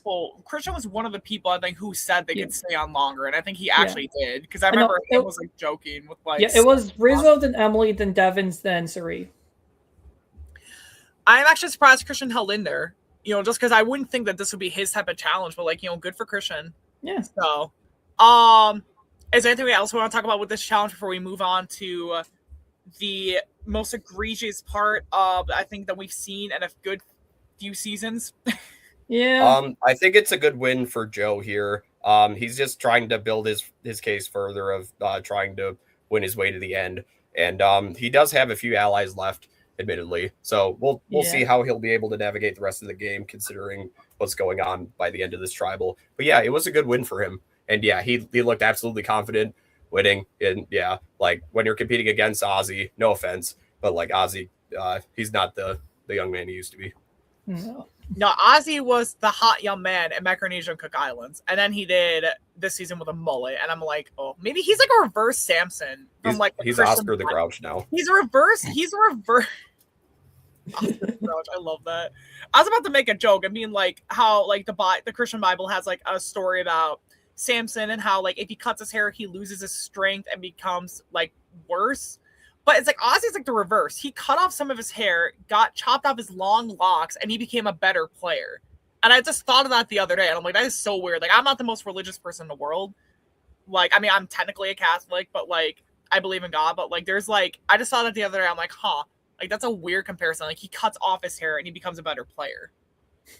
I thought it was so weird to think about. I was leaving the gym, thought this, and I'm like, why is this of all things in my fucking head right now? So, no, anyways. I'm going to talk about, unless anyone else wants to say any last things about the challenge, I was about to talk about the Christian journey stuff first before we get to the camp stuff. I think it was a challenge. Joe won. Yeah. Yeah, let's move on to the floating pontoon. I have a lot of thoughts about this. Get your popcorn ready. Don't we all? Call me Liz Wilcox because I am pissed. So, I'm gonna have to take a shot every time you bring that up. You bring that up every goddamn like Survivor instant ever. Like if I'm ever at a watch party, if I'm ever on a live stream about Survivor, you have to bring up "I'm pissed, Liz Wilcox." It is a very funny. It is very iconic. Don't you remember? Don't you remember Debbie? Don't you remember Charlie Debbie Davis quotes this? She was pissed too. I think she Charlie said it first. Davis quotes it, and he doesn't get flack. I quote it, and I get flack. That was Debbie's line first. Yeah, but like Debbie had no reason to be upset. I want to see Debbie back one more time. I would have loved to have seen her on 50. Like, oh my lord! She would have been funny. Sorry, let me get to the Christian stuff first. I have a lot of stuff to say. No, you're good.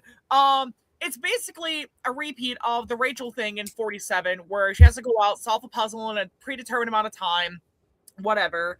And then if she does it, she gets an advantage. If he gets it, if Christian solves this puzzle, which is a different puzzle, if he solves it, great, he gets an advantage. If not, he loses his vote and has like, I forgot if he loses his vote, if he gets like a disadvantage or something like that. I forgot what it was or something along that course. But he has to also put the vote in the urn then and there if he gets to cast this extra vote, because essentially an extra vote that he has to play then and there is what essentially the advantage is. Or he can choose to bank his vote at tribal council for a different time. But which I would choose bank a vote, like go to camp and figure out what's going on before you go off and do that. But the big thing I would say, so the puzzle he has, it's basically like a Survivor logo one of the Survivor 50 logo. But the thing that gets me for this logo puzzle is that you can see him trying to put the puzzles in, and a lot of pieces just keep getting randomly stuck. Like he's like trying to remove them and move them around, and they just will not, like they like stick, even though they're supposed to go there, they will not go in. Like they're getting stuck. Which first off is a massive balancing. And then, as we see, like he ends up losing this challenge. He goes back to camp and then realizes because we'll get to more of this later on too, but it was basically like he lost, he takes an envelope back to camp and he has to vote for himself. Which first off should never happen in the game of Survivor. No one should ever be forced to vote for themselves in a game of Survivor. Because then all they hear after that point is, oh hey, prime target, let's shoot him in the back of the head like a fucking assassin. Like, who are they living fuck design? And it's, of course, it's Jimmy fucking Fallon. Jimmy fucking Fallon decides he wants to be involved in this fucking twist. He wants to do all this dumb shit. I'm so really pissed off about it. Because it goes back to that last comment you highlighted was funny. I just wanted to say that. Oh yeah, no, you're good. Yeah, no, I do want to say this. I had it up for like 10 seconds. I'll put it up again for another 10 seconds while I keep talking. Because I literally put down, fuck you, Jimmy Fallon, for ruining Christian's game. The self-vote situation is dumb, and it never should have been allowed. Especially with a puzzle that keeps getting fucking stuck in that fucking way. It's unbalanced, it's fucked up, and it really just gave people an open, like, it literally paint him red, put him in a stable with a bull, and watch him get decapitated. That's what they literally did to Christian. And it pisses me off. And it's literally just such a big highlight of how shitty the new era has been for Survivor and how they don't fucking realize putting in an excessive amount of twists does not make the game better. These celebrity things made this whole thing fucking even worse. They keep putting in more celebrity shit. And they keep acting like, who's going to make the game so much better? No, Jimmy T. Fallon, you didn't make it better. You made it 4 times fucking worse, Jimmy T. Fallon. Like, oh my God. And it fucking annoys me too. Unless celebrities are playing the game of Survivor, don't put on fucking celebrity endorsements in the fucking game. Like, don't even put fucking celebrity endorsements in the fucking game if you are not going to sit there and play the game yourself. Don't fucking do it. And it pisses me off that Jimmy Fallon literally meant, like, it's just literally, oh yeah, and I'm about this in the hands of the fans, bullshit in the hands of the fans. Like, I'm pretty sure we didn't vote for these celebrity endorsements. I'm pretty sure we didn't vote for all these excessive dumb twists. I'm pretty sure we didn't even get a vote on who was even cast in the fucking season, the amount of days, the challenges at hand, minus the last one. We didn't get a hand in fucking anything this season. Because it's like I called out last year when we were doing 48 breakdowns with me and Alex. They are going to just do whatever they want and claim the numbers are whatever they want to support what they want to do and claim that it's what we already had in place. It's what was planned because you guys voted for it. No, it's not, Jeffrey. You were doing what you two wanted to do, you and CBS wanted to do, and then claiming it's what the fans voted for and fucking up the definitions of it in such a way to get what you want, Jeffrey. So it's not in the hands of the fans. It's in the hands of production's right hand and Jeff Probst's left hand. Sorry, I'm really passionately. That was better. That was better than your final tribal speech at Heroes and Villains 2. Thank you very much, Richie. Thank you. That was incredible. Can I say one thing real quick? I need a bit. Say it. So when you were talking about like what his advantage would be, where he could either vote there or bank his vote, I just watched it back. He couldn't bank it. He had to vote right there on who he wanted to. Yeah. Oh, I thought the bank a vote was like the advantage he could use at tribal. Like he could have it like bank a vote or cast a vote then and there. No, like, he had to. It was 1 year, and he had to. I just rewatched it. Oh, he had to vote He had to write someone's name, put it in there, and then get on the thing. He couldn't. He wasn't able to bring it back. Originally. Yeah, that's what I thought originally too. Because I thought someone on Twitter said that like they saw like the bank, like he could do that or get the bank and vote advantage and do that at tribal. But like I must have. No. Yeah, no, that's fine. That's what I thought too. Okay. No, he had to. Thank you for that. But yeah, like I was just like angry. This whole situation, this makes me angry with the whole journey thing. Because again, with the puzzle pieces being stuck, it's extremely unbalanced.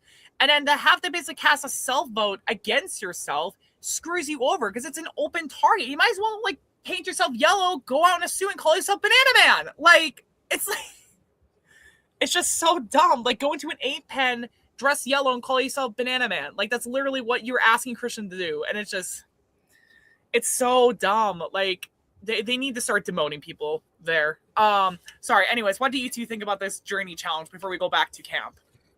So, I think the idea could have been ultimately executed in a lot better ways, of course. The idea of having one extra vote already in the urn is a neat idea. However, it does like lead to a big decision right there in that moment. Like, oh God, like I wasn't even thinking about this yet.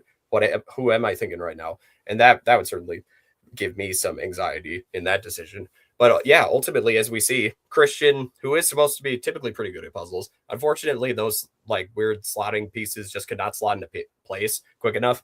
And yeah, the anchors caught up to him. There goes the puzzle. And it was ultimately a very unfortunate result because I love Christian. He was certainly my favorite going into this season. And it's unfortunate that this result happened to him. We'll get to the ramifications of him losing this journey in a second, because as we know, he has to take back an envelope. He can't open it. He doesn't know what fate beholds him, and he's got to take it back to everybody at Tribal, and he's got to read it public humiliation style. And it's unfortunate to see, considering this man already shit himself on episode 2, and you really didn't think he could have more humiliation rituals. But ultimately, hang on, please. I have a very important part here at the end, because Christian is a newly found father, and he has a son waiting at home, and he's able to process the unfortunate loss in the moment, but then he's also able to pick himself back up. And I think that was honestly beautiful for him to have that moment and to say, hey, Michael, I know you're going to watch this later. If you come up short, it's okay. It's all about what you do afterwards. And I got to say that, you know, obviously before we got to the reveal of what the twist meant and the disadvantage part, I thought in that moment before the commercials came back, I thought that was an incredibly sweet moment for Christian. And at that point, I kind of figured, yeah, his name was on the wall, and it was unfortunate. And yeah, it did seem like beyond this point, it very well could have been him. And yeah, we'll get to that. Yeah, I was just gonna say before we go on to what Joey thinks, I just want to say, because like it didn't feel like public humiliation, it felt like public execution. And it basically felt like they were trying to make Christian shit himself twice in this season with that whole situation alone. Sorry, that's all I wanted to say to that. Joey, I'll pass it off to you. I will say, before this whole island thing, this is going back to camp that I just remembered. It was so very clear when camp life was going on that Christian was getting booted this episode. Yeah. Like, it was so obvious. Like, I remember watching it. I was watching it with my parents. Like, I was watching this live with my parents. I looked over at them and was like, yeah, Christian's gone. They're making it so that he's just getting booted here. But again, I thought the twist wasn't bad. The whole okay, give me a sec. Okay. Shut the fudge up. Yeah. Richie, got to give people. Use your next words very wisely, Joey. You got to give your guests a chance to talk. This weekend, if we need to, we can fight. How I think about it is essentially the whole one, the urn twist. I think it's a cool idea. Like, oh, you just cast this vote here. You can make up whatever lie you want back at camp, but like that person has a vote for them. Or you can just straight out say like, hey, I got to vote. I got to throw someone's vote in. Like, I think it's a unique idea. Okay? The fact that Jimmy Fallon was a part of this kind of ruins it. I'm not a fan of these celebrity cameos. I didn't mind the Zach Brown one because it was just a reward. It didn't influence the game at all. Also, this episode was ranked only 3rd worst of the season. So, you know, get on it. Yeah, it's got 5 stars on IMDb out of 10. You are muted if you're trying to say anything. No, I was muting myself because I didn't want to interrupt you. I was just like, saying, what the fuck? How is it 5 stars or 5 out of 5 stars or 5 out of 10 stars for this episode? 5 out of 10. It's 5 out of 10 for this past episode. Yes. Okay, clearly CBS is rigging some of these They're clearly IMDb. It's not IMDb with a 312. Not everything's a conspiracy. It is a conspiracy. I am convinced. Sorry. I think but anyways, puzzle pieces getting stuck. Ha ha ha. Like, I feel that. It's just, I think it was unfortunate circumstances. Like, he wanted to go on this journey. He went on the journey. He knew like there was potential. He would probably lose his vote. I will talk more about the disadvantage and how I dislike the execution. I don't hate the premise. I think the execution was very flawed. The premise, I didn't mind. I think we'll talk about it when we get there. I just wish the envelope was stupid. I wish it would have just been like, okay, you lost. Here's what's happened. I think the whole note of shame thing is dumb. Like, essentially, it was just like, okay, Christian, you're going home. Like, that's essentially what it meant. I will say, before we go into camp life, Christian did, I think the day afterwards, was on the Jimmy Fallon show. And that was a fun interview because it was just Christian essentially being like, hey, like, it was an awful twist. Like, you pretty much got me out of the game. But like, Fallon apologized. It seemed like they kind of like made up. Like, I feel like a lot of like the hatred was more of just Christian playing it for the camera, even though he did get screwed. But yeah, we can move on now. Yeah, because ultimately this is just another example of another crazy twist that we didn't ask for, and another Survivor returnee kind of getting screwed because of that twist. Oh yeah, and that just leads to more frustration from all of us. Yeah, I can think of like 2 people who got screwed over by twists so far this season, or like mainly screwed over. Camilla, Genevieve, Colby, D with that split tribal shit twist. Christian. I was thinking more like celebrity screwed over. Because we're probably going to try to claim that Blood Moon was inspired by Eddie Murphy in like 10 years from now. So I mean, ultimately, like, they did this to themselves because they had the shorter 26-day season that they should have extended, because obviously they have 24 people, the largest cast they've ever fucking had. They absolutely should have just extended the game. Or they should have just had double tribals all throughout the pre-merge. That's all they need to do is have like expand or double. Like one tribe is safe. Do you mean like maybe that could work? Yeah, like one tribe is saved, the other 2 go to tribal. Here's the issue with that and why I'm not a fan of that. Yeah. I mean, in theory, if they didn't do that, it gives more people fun out. They get that they can get more screen time. No, they didn't edit everyone very well this season. They didn't. No, but they didn't. If they did, imagine if they do double tribal. I feel like it would have just been twice as worse. Oh, that is fair. No, that's definitely fair too. Yeah. Yeah. So like, it would have just been Camilla probably only got would get one confessional the entire season. It felt like that. If it wasn't for that. So I do dislike the idea of always double tribals. I wish they would have extended the season and maybe do like 2 eliminations per episode, but they're not double tribals. Again, that would have made it better than whatever the fudge they're trying to do. But yeah.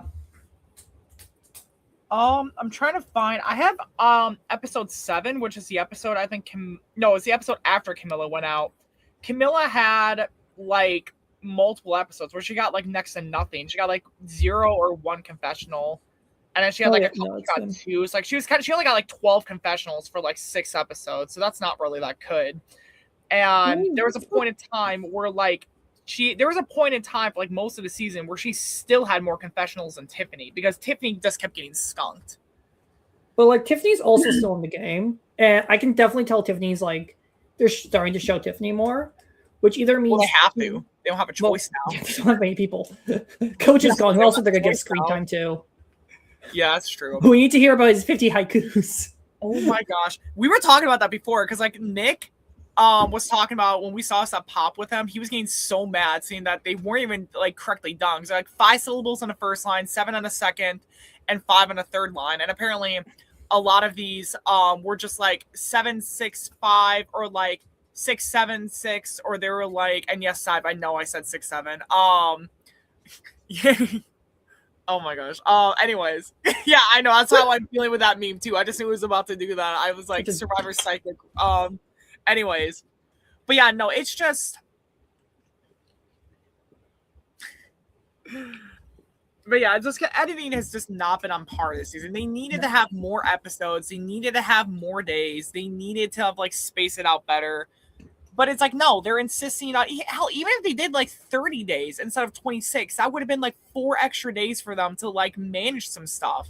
Like spread the game out a little bit so they wouldn't have to do all these like weird double things like the Blood Moon or the Tide Fates twist. But like, no, we just have to do it this way because Jeff doesn't want to just admit that 26 days is a bad idea. He doesn't want to admit it's production being cheap. I think it's just getting too meta at this point, and ultimately, yeah, it is a little too cheap. And I think what they should do to switch it up is to vary it up and to extend the game a little bit. But A, don't tell the players, but B, switch it up each season. Perhaps maybe you'll do 30 days, one like for 51, and then like maybe like 32 for like 52, or like fuck around with the formula, you know, because clearly we're getting sick of 26 days here in Fiji. Mm.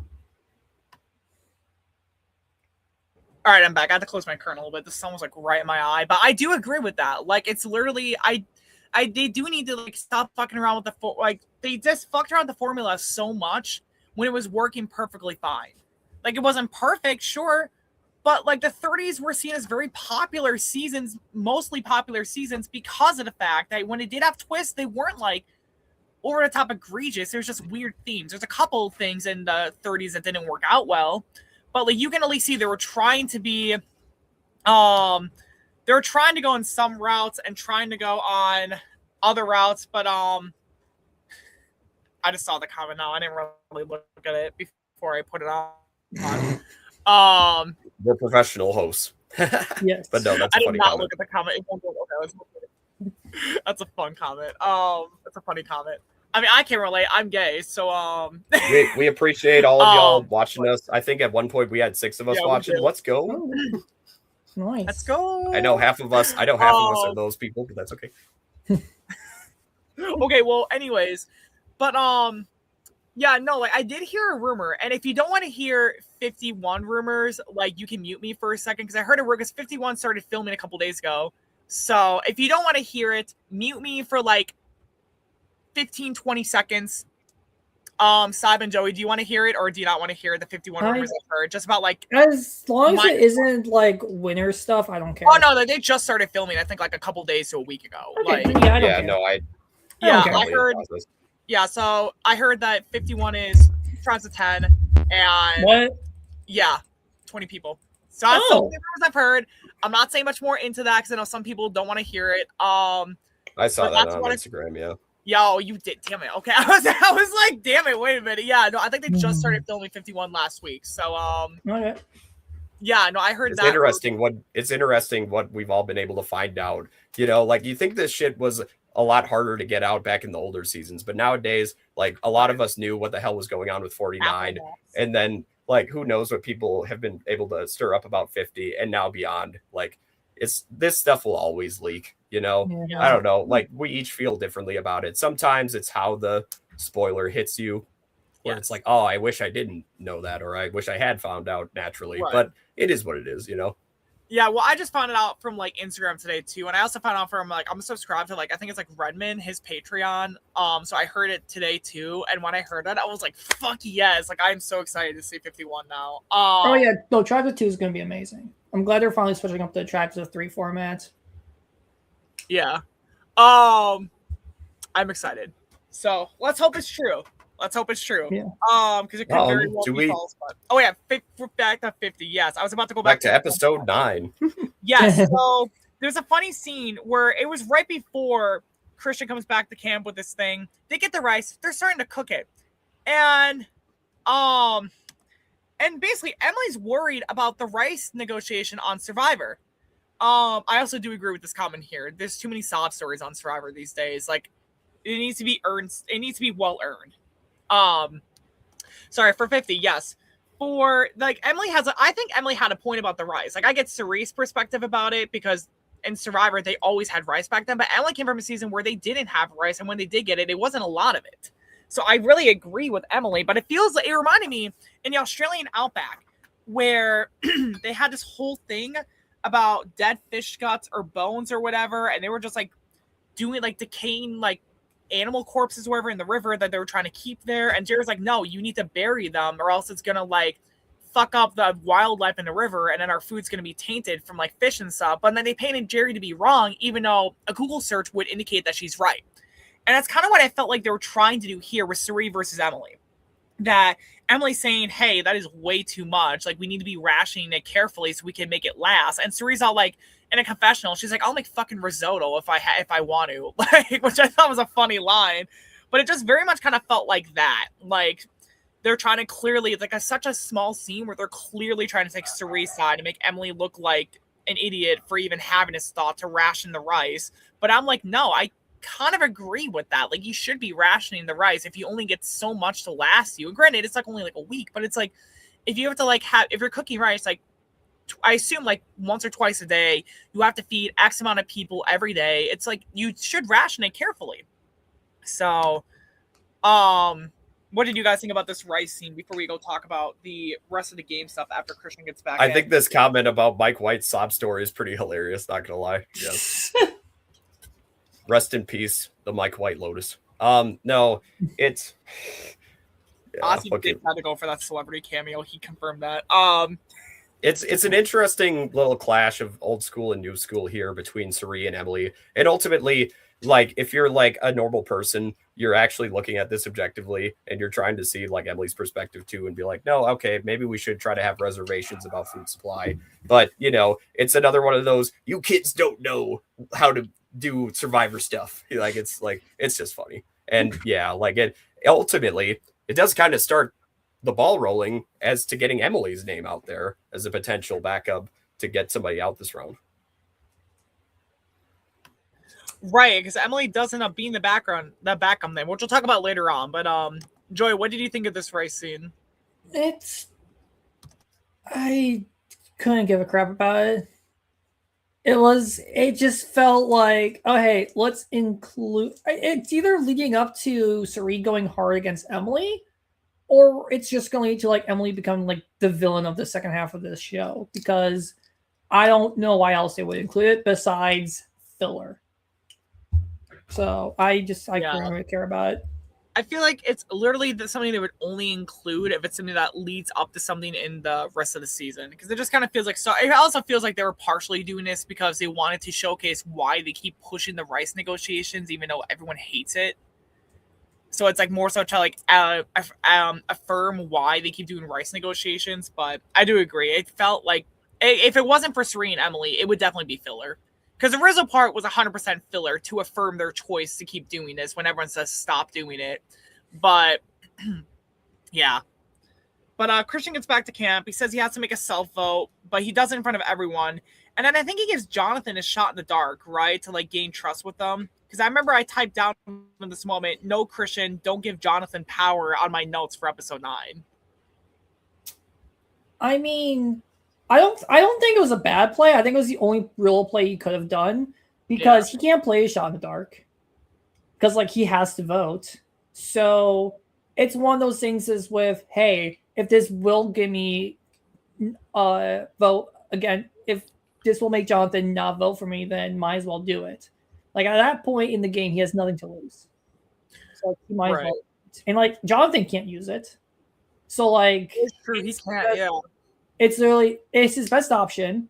I think it was smart, Christian. It just, I'm going to talk about the Slayer thing real quick because it upset me.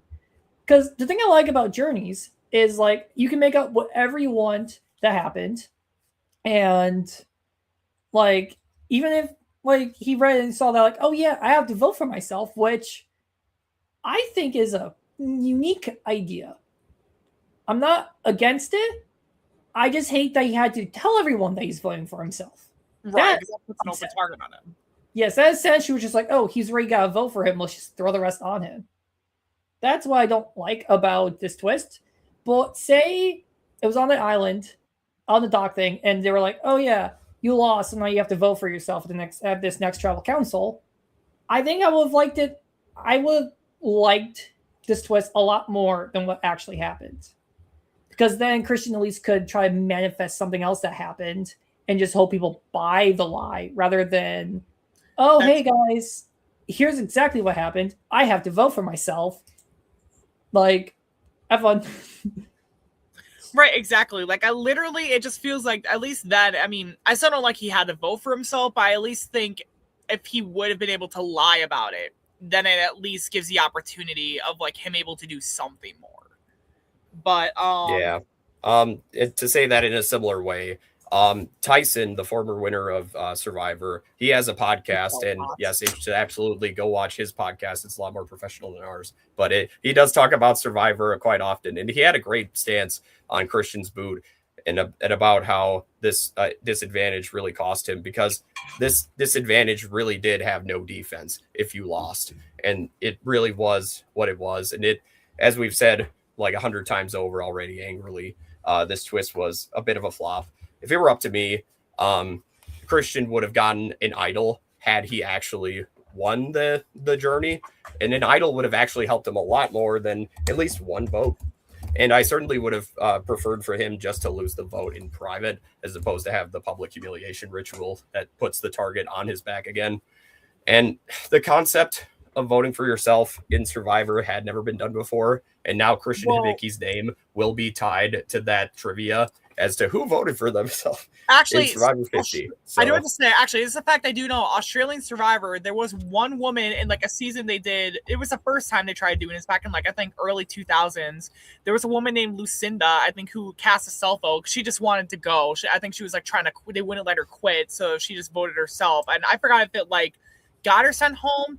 I'll look into that right now. But that technically, Christian is the only person in the US to have done it. But technically, overall Survivor, this other chick, Lucinda, also did a self vote. So thank you for the technically. You're welcome. I'm the lore person. I'm actually looking up right now. I might be able to find this in like the next episode. But yeah, like US Survivor history first right there. Yeah. And it is what it is. You know, it's unfortunate that it fell to Christian. You know, why couldn't this have been Aussie? You know? I feel like this is different than what happened on that Australian thing, because on Australian, they were like, she wanted to go home. So she voted for herself to go home. Whereas Christian didn't want to go. He still wanted to play, but he was forced to vote for himself because of a twist, not because of how much he wanted to quit, which he probably didn't want to quit. So it's just very unfortunate circumstances. Oh yeah, here it is. I found a little synopsis for what happened with this woman, Lucinda. She was, it sounds like the older woman on her tribe in her season. I think it was like 2002 or something. She lost in the challenge, and they had that in Australian Survivor 2000, whatever it was it 2002? They had the same rule that old school Survivor used to have in like Australian Outback and Africa, where past votes could fuck you over in a tiebreaker. And it sounds like she voted against herself to prevent any of that type of stuff in the future. And she was voted off unanimously, the first person voted off of that Australian Survivor season. So, I mean, granted, it's gotten a lot better. Yeah, thank you. But, yeah, I definitely pinged myself. I'm a nerd, as Joey said in our private chat here. Yep. Yeah, we didn't even need to reference that. I remember someone said that on like online, and I remember that because I always remember there was someone on Australian Survivor who voted themselves. I just forgot their name until recently, where a lot of people called it out. But yeah, I'm a massive nerd for Survivor. Maybe Australia Survivor will get up to 50 seasons one day, and then they'll bring back Jimmy Fallon. Literally. Yes, dirty hair. Sorry. Anyways, yeah, so let me go to the next scenes we have for I know Christian gives a shot in the dark to Jonathan.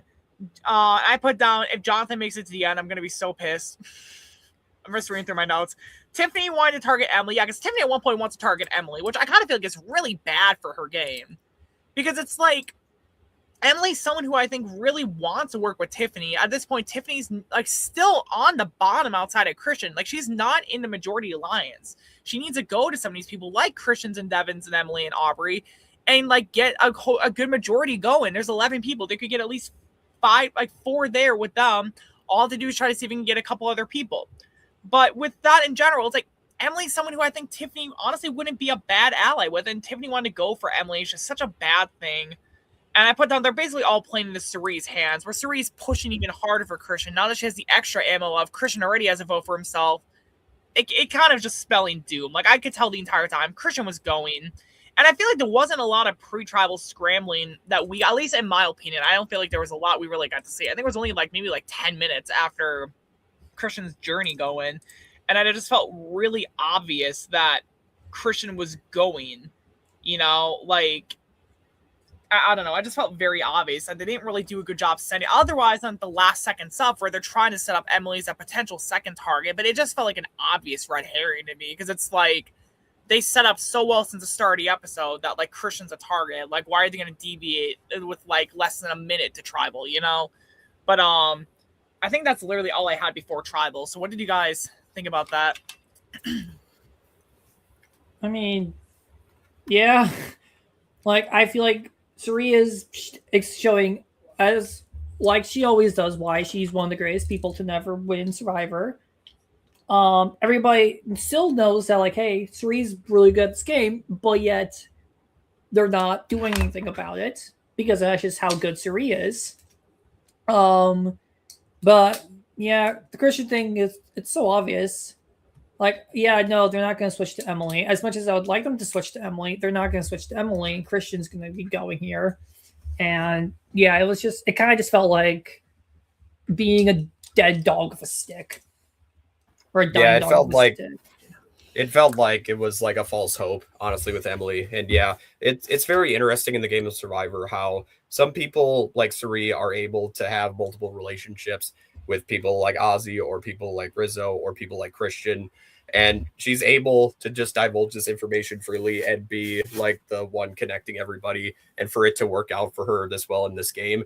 And that is power to her and her mist. But ultimately, how can you not look at something like what she's doing with whenever people come at her with those targets for people that she's working with?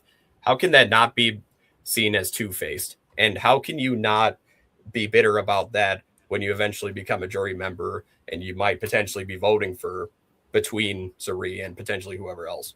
The other Alex, who's not here right now, is a Cirie hater. So maybe we should ask him about how he can be bitter about this. It's just an interesting thing to consider. But yes, that is Cirie's mist. Yeah, Cirie's mist. It is really good because, again, one of the things I did type in my notes is that everyone is playing into Cirie's hands. This is borderline the season of Cirie. So, is there anything we want to say before we go to tribal? All right, so we go to tribal. They do the jury segment, but if you see them both sit down, they don't even show Chrissy at all, even though Chrissy was also voted off last tribal. They only show Coach. They don't show Chrissy. It's they could have did a double pan and showed them both sitting down. I don't know why. Chrissy snubbed on Survivor 50 again. What else is new? Right, it's just annoying. They should have shown more Chrissy, but at least a little show the both of them, Coach and Chrissy smiling, being hi, whatever. It feels like the editors have a problem with her at this point. I don't know what it is. It feels like the editors just hated Chrissy. But Jeff claiming, I know the drive it takes. I'm shut the fuck up, Jeff. It's them time, not you time. It's actually what I word for word said on here. It's Jeff, it's them time, not you time. And then I love that Christian was basically telling Jeff Probst off that Fallon's idea was stupid and that they both should feel bad about their shit. And I was I love it. I love that scene. And then Tiffany's saying, I had this joke. Tiffany, there's nowhere to hide on Survivor 50. Editors, hold my beer. Yeah, and then Christian's voting for himself, and he's I'm yes, Christian, you tell him off in confessionals. That's all I have from before the vote reveal. Is there anything you two want to talk about with the vote before the reveal itself? Or I will say, this is again going back to the interview that Christian had with Jimmy. Yeah. Apparently he ranted for 6 minutes just hating Jimmy Fallon. Yes. I think he allegedly said that he blamed Jimmy for the Titanic and the Hindenburg. And while they were editing this, Jeff messaged Jimmy being hey, Christian said a lot of crap about you. can we include it? And Jimmy was like, oh yeah, include all of it. Like, do it. So like, at least he's a good sport about it. Oh, well, it seems like, yeah. Like, I feel like he's playing his cards, I think, after getting screwed, I guess good. Because if he was like, he deserves to be bitter about that because he actually got really effed there. But like, he's being a good sport about it. And I think he's making it seem like, yeah, I got screwed. That's fine. And like, it's the game. It happens. So like, I'm kind of happy of how Christian's handling it because he could be just a complete a-hole about it and it'd be justified. Yeah, Christian got screwed. Sorry, Steib, you were about to say something. Sorry. No, but yeah, and that's pretty much all I got to say because, I mean, yeah, we all love Christian and we all adore him. Ultimately, it's another fuck-ass twist that we didn't ask for. It's another example of somebody getting the boot because of that disadvantage. And it could have been anybody, theoretically, who could have gone on that journey and lost and whatnot. But yeah, it's an unfortunate way to go out. And Christian is the type of person to find the humor in that because he is so witty and funny in his awkward way. And I absolutely love him. And I will be honest, I spent plenty of my money on his merch after he was booted. And I can't wait to rock his shirt on a future LRG. I feel like I know what it is, but we're gonna have to lap around that later. But literally, like, Christian gets voted off. I think it's like unanimous or close to unanimous. I have to look it up right now. Give me like. Yeah, I got it. Oh, you already have it? Nope.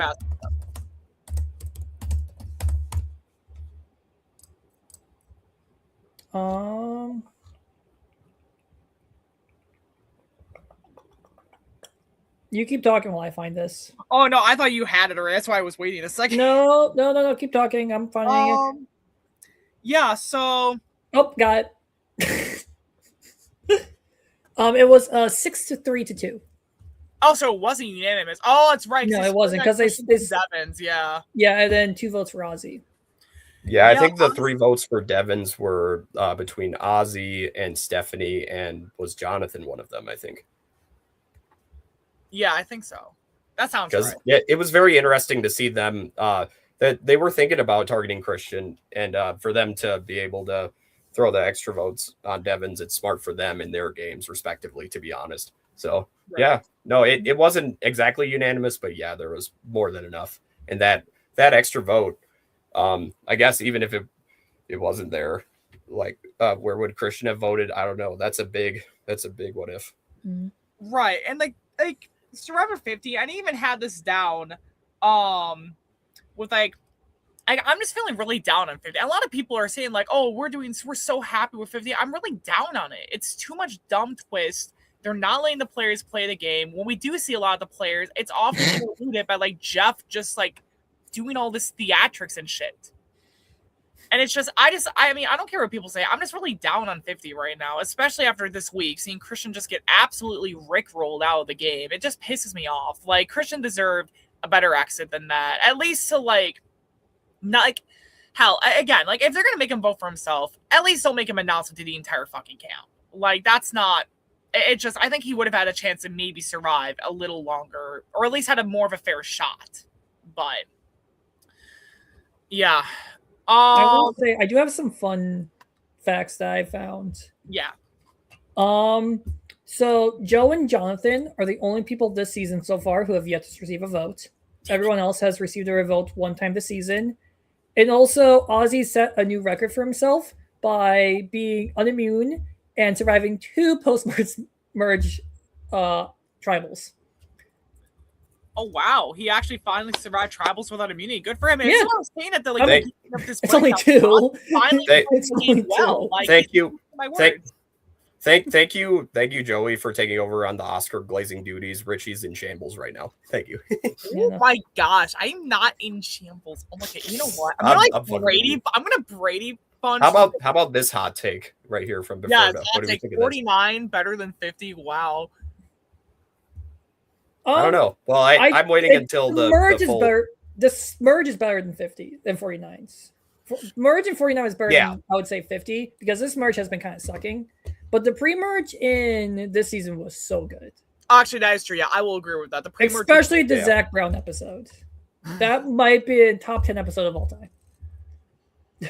I know what you're trying to do. I know exactly what you're trying to do, you little shit. Well, say my honest opinion and the correct opinion on everyone. That's not especially the. Let me find a number. 1.3K people who voted for that episode or ranked that episode. Oh. I know exactly. I see the smirk on your face. You were rage baiting. I don't know what smirk you're talking about. This is the opinion of America and half of Italy. You say half of Italy? Yeah. It's a weird subgroup. Oh my god. You little shit. Did you see the You are hilarious, Joey. No, you are funny. You're really funny. Did you see did you guys see the trailer for next week? Mr. Beast! Okay, for those of you who have not watched the trailer for next week, next episode, setting up a cookout. He's gonna tailgate. It's gonna be a great time. Wait, he's gonna tailgate? No, I'm just saying that because Jamil loves Mr. Beast. Oh, I thought you were serious. No, anyways. Maybe so yeah, for those of you who don't want to hear about the next episode, I know there's some people who don't watch the trailers, but if you don't want to hear it, maybe plug your ears for a couple minutes. But yeah, next week the auction's back. Mr. Beast, which I'm assuming the auction was gonna be back, because they keep doing that on a bi-season rotation type thing. So I assumed it was gonna be back this season since it wasn't on 49. But then Mr. Beast is gonna be there. And the only thing I've heard, and they said this publicly weeks ago, they said that they had to edit down Mr. Beast a lot after the fan reaction after Zach Brown took over half of episode 4, where people were pissed and they had to edit down Mr. Beast. So it's I don't know if we're going to see a lot or if they actually kept their word and actually edited it down a bit. But for Mr. Beast's safety, let's hope they actually edited it down a bit, because people were not happy after Zach Brown. And poor Jimmy. Poor Jimmy Beast. Jimmy Donaldson. That's his name, Jimmy Donaldson. Yeah. I got Colby and Jimmy relation. Yeah, I thought the same thing. Jimmy Donaldson. No way he's not related to Colby. No, of course not. Of course they're not related. I mean, well, maybe. But that would be astronomical. Yeah. Considering Colby's from Texas. Yeah, his full legal name is James Stephen Donaldson. Sorry, when you said full legal name, I thought of Tiffany Pollard on the House of Villains, where she's like, "Don't use my government name." New York Pollard, she was called Tiffany. She's like, "Don't use my government name." I might make a. That's easy for you to say. People have called me by my government name since fucking high school. I was just known as Steib to people forever. And it's well, fuck. I guess I'm my government name now. So. Oh no. People keep calling me people spell my name wrong. They put a T in it, and I'm like, there is no T in my name, guys. Rich T. I've seen that before though. Yeah. See, I don't have to worry about that. I have a nickname from birth, so. Fair. But yeah, so that is 50, episode 9. General thoughts I have after episode 7 through 9. I feel like we're kind of on a downslope right now. All the people that we needed, the season needed, keep going. And despite all these, fun moments happening, it just doesn't make up for the fact that, we're kind of getting screwed and losing, the worst possible people we could lose. And we're still kind of getting screwed in the fact of all these twists that we clearly did not vote for. Jeff hogging up a little too much screen time, where it's even if it's a decent twist, the execution is so poor that it's very clearly they didn't care what the fans voted for, and they went with what they wanted to do and just faked some numbers. I predicted they were going to last year. That's just my thoughts. 7 through 9, I think, is a very low point that I don't think we've seen since 48, to be honest. Maybe even 46 with the pre-merge, with the Bonnie saga. But what do you guys think? I didn't think 7 and 8 were bad episodes. I actually liked 7. I liked the little D beef with Jonathan. I thought that was a good episode. Episode 8, the twist was fine. I didn't mind it. I didn't think it brought down the episode. I think it kind of just screwed Chrissy. 9 But like this past episode, it was mainly just due to the twist that like screwed over Christian. And like had it been anyone else, I still think we would have like complained. Like let's say it was Ozzy who got this. I feel like the reaction wouldn't be as bad since people don't love Ozzy, but like people would still have been, that's an awful twist. But I don't know. I hope they can build this up. I'm worried about Mr. Donaldson coming in the next episode. Mr. Donaldson, I love when you said that. But we're not about to call him Father James, that's for sure. Oh my God. Can I get an amen in the chat, please? Amen. I'm the Jimmy Donaldson hater. There you go. Yeah. But yeah, I mean, as long as like he's just subject to the auction and he doesn't like add like any dumb twists to the game, like, oh, you can either he will. You can eliminate yourself and the prize pool will double. Oh my God, they better not. No. That would be wild, actually.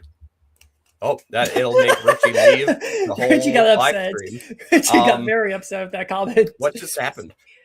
Okay, I guess I'll take over an impromptu as host. Yeah. I'm not sure where Richie is. Hopefully he'll be able to rejoin us real quickly. I don't know. No, ultimately, it's a lot to process. And there's Richie. That went out of nowhere. That was so weird. Sorry, no, I you're missed good. what you guys said. That was so weird. I just got cut out completely for an entire second. I kind of took over. I kind of took over, so we're fine. Yeah. But I'm just trying to keep the ball rolling and say my general thoughts because, like, ultimately, we do care a lot about this show. Clearly, I mean, we have like fucking 3 different channels dedicated to like our Survivor LRG like experiences or whatever, and we obviously have great ideas for this, and we wish that the people who are executives in all of these companies would stop shitificating all over their products and their TV shows and all of these things by having all of these celebrity endorsements that nobody asked for, thinking that it's going to boost their stupid quarterly earnings or their viewership or their demographics or all this other corporate bullshit. When in reality, you just need to cater to your audience. And you, like I said at the beginning, it's the KISS acronym. Keep it simple, stupid. There you go. Thank you. I agree with that 100%. Like, that is my entire process, my thought process is that I understand they want to do some twists here and there. It's definitely good to shake it up in some aspects, but I feel like they're doing too much at once. Like, again, it's like you said, keep it simple, stupid. I think their main I really shouldn't have made that joke with you. You were going to run that joke into hell. 100%. Dirty-minded fucker. I will say, I think what's going through their minds right now is that, it's season 50. We have to do something huge. We have to make this like this big, extravagant, like 50th season. Whereas, no, we just want to see the game we love with people who are coming back to play again. Like, they just had to do that and we would have been fine. But they're trying to make it so over extravagant that it's almost ruining the season for people. No, I agree with that 100%. Like, the thing that made also, I'm gonna run to the restroom real quick. I'll be right back. No, you're good. I was about to say, like, I kind of bouncing off of that. Like, the thing that made like seasons like Heroes versus Villains and Second Chance so great is that even if they did try new stuff, they weren't going over the top with it. They were doing like good stuff with it, but like they had some stuff had some new stuff, new twists, new features, whatever. But it was still like, what made it great is they let the players play the game. They didn't interfere. I think the only time they did interfere is when it like went where it was like the tie when it almost went like Keith going home by default in Second Chance. I think it was the closest I could really think of, but like they didn't really interfere. Like there weren't a lot of these twists. Like they trusted the cast, whereas here they clearly did not trust the cast. Granted, who would trust the cast with the Loin Integrity Alliance? But it's like just let it play out. Like, let the social strategy play out, and if you get an unfavorable result, then that's on them for casting them. Like they should have casted Dominic over Jonathan. They should have casted Jesse and Carolyn over people like Tiffany and Joe. Andy from 47 I would have loved to see back. Rachel from 47 would have loved to see back. T-Bird, Sean Rector, Natalie Bolton. Where were those 3? Shane Powers. Where was he? Like, this season could have been so much better, but I still think they picked the wrong cast. That's just me. But like, seasons like that, like Heroes versus Villains, a second chance. Like, they had fan favorite players and players who at least you could understand the why for them. Whereas season 50, there's so many players where it's just, why are they on? But yeah, ultimately it is a mixed bag of emotions here with Survivor 50 with something as big as this. And ultimately they're not going to get every decision right. And it's unfortunate when they get them so terribly wrong. However, there is still a lot to look forward to here in season 50 because there are still people in this game. And ultimately in the game of Survivor, there's a lot of imposter syndrome. And a lot of people think that, oh, this person should have gotten further in the game and they got screwed. But in reality, that's the game of Survivor. It's full of absolutely ridiculous twists now. And it is what it is. At the end of the day, some of these people are going to get to the end of this very historic season, and we're all going to still be watching every single episode every single week because we are hooked and we do care and we just want it to be better overall. I just want to say one quick thing before we go on with stuff like this. If anyone has any like questions you want to do, start putting them in the chat now. We're probably only going to have like a couple questions we're going to answer just because of like time and all that. But if y'all got questions you want us to ask, start asking them now. I just want to put it in there because I don't think a lot of people saw the chat. But if we don't get any questions, then do you guys want to say anything, or do you want me to go with my shameless plugs right now? I feel pretty good. Jory, you good? Or I think you might have been muted for a second. Oh, fudge, I'm muted. Okay, yeah, I thought you were muted. All I said was I like tacos. Damn it, I'm hungry now. Sorry, I didn't eat anything today. But yeah, so shameless plugs, quick plugs. Challenge Wisconsin, I do host that. We are doing season 3 later this year, September 26th. It's a Saturday, southeastern Wisconsin, East Troy, Wisconsin. If you want to play, like, go find Challenge Wisconsin on Instagram, on YouTube. Go find our application. I played before we rebranded it. I hosted now. It's a super fun game. Joey has played before. It's super fun. Yeah, there's a lot of fun stuff we did in season 2 that's still yet to air. We're airing season 2. Episode 3 of season 2 just aired yesterday, so go watch that. Survivor Wisconsin, if you're interested in playing future seasons, also go apply to Survivor Wisconsin. Super fun game. We've all been involved in the past. Super fun. I just played in the most recent season, Heroes versus Villains. We're about to have a reunion this Tuesday. Fan voting's open till now, so go vote on your favorite players for that.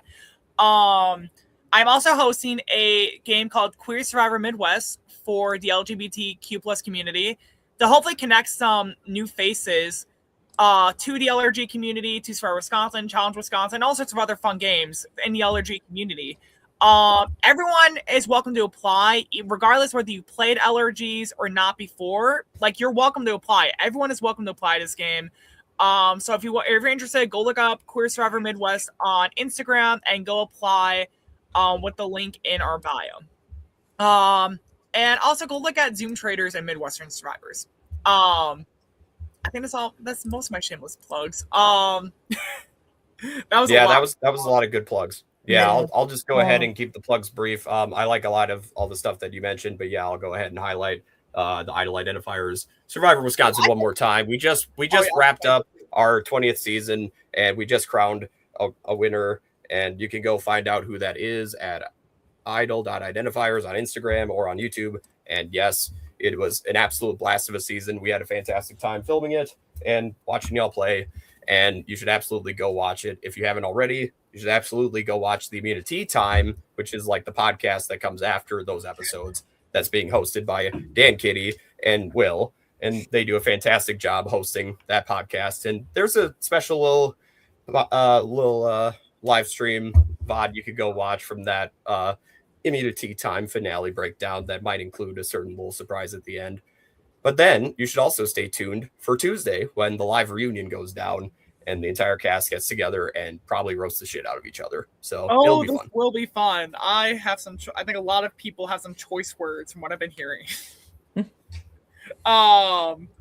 is gonna be a very awkward reunion. Well, I do have a quick shout out too. Yes. Shout out Survivor Pennsylvania. They just finished their fourth season. I don't know. I just randomly Googled an LRG and Survivor Pennsylvania. You did that the last time too. I did. It was Survivor Toronto. That's fantastic because we got to get the word out and we got to promote like other LRGs and who knows what other. I'm only laughing because you just randomly did like a random. I thought you were about to say that you just played in it, and I was like, Joey, it's cool. And then you're like, oh, I just randomly did. I'm like, oh. No, okay. I Googled now I'm starting LRG to get. YouTube. No, now I'm starting to get follows. There's Survivor Northfield Farm. There's one in Maine that took place in a theater. It's one that Quentin and Will Dempsey did. I was gonna Ramona Mirage did. I think that's his stage name. I think that's Will's stage name. Ramona. Yeah. I know it's Ramona, but yeah, like literally there's one in Maine they did, and I wanted to do that one so bad. I was gonna apply for it, but it was like right after I got fired, and I'm like, I cannot afford like a few close to $1,000 to like travel out there on a plane and then pay like a few $100s for the entry fee. But it sounded so much fun. It was in a fucking like theater. It was overnight in a theater. It was so much fun. There's one in I think it was called Blue Ridge in North Carolina. I almost applied for that one, but I just did not have enough money to like apply for that. Yeah, it was I just didn't have enough money for it. But there's another one I might apply. It's not a Survivor game per se, but it's like another LRG that I'm thinking about applying to. I'm still debating it. So even though it sounds like the host would really love it if I applied to play, but it wouldn't be till like October. So like, I mean, I'm debating. Honestly, yeah. The overall message here is get your face, get your body, get yourself out there and play these goddamn LRGs because they really are fun. And you meet a whole lot of cool people doing that. So thank you, Joey, for hopping on and joining us late. It was great talking with you about 3 episodes. And Sam, Devin, we've had y'all in the past. Sorry y'all couldn't make it. Hopefully you can join us again some other time. Hopefully some other guests could join us at some point. It was a good time today, though. It was a good time, yeah. We don't currently have any questions in the chat right now. So I'm just going to close off questions for today, unless there's any questions like you two want to ask each other. I'm good. I have Super. Any final thoughts and predictions about the Super Beware Advantage? I do have one question for you both. Now that we've gone through almost the entirety of season 50 so far, is there one person, if you could replace one person on this cast, who would you replace him with and why? And how far do you think they would have gone? I don't know how like much of a take this is. I don't know who I would replace them with. I'm just going to say that right now. I would replace Savannah. I feel like she was kind of wasted this season, and where she would probably come back a different season. I feel like they should have saved her for like a different, maybe like a newer like fans versus favorite season. Like save her. I don't know who I would have liked her. I honestly give her Savannah and give us Carolyn back. Like I think that's my pick. I would love to see Carolyn on this season. Ultimately, I'm gonna have to agree because Savannah did come back too soon, and she was snake bitten inadvertently because of just like the nature of the game and how everybody felt about her perception. And I would ultimately swap Savannah as well. I would probably swap her for Abby Maria Gomez. I think Abby Maria Gomez was a very memorable character who was, admittedly, when I was growing up watching the show, I wasn't a fan of hers, but she was a very captivating villainous character. And to be quite honest, there were rumors she might have been on a longer list of potential names to come back. So, I would have absolutely loved to have seen her. I think she could have made it further than Savannah. I don't know if her personality would have changed much. She might have still had that bitchy persona, and that might have cost her like an early like pre-merge boot. But that's me. That's my answer. Abby Maria against Suri and Emily on 50 on 5. That would have been hilarious. That would have fed families for years. Even if it's only for like one glorious episode, that would have fed like people for years. Like it's just, oh my gosh. I do like Savannah.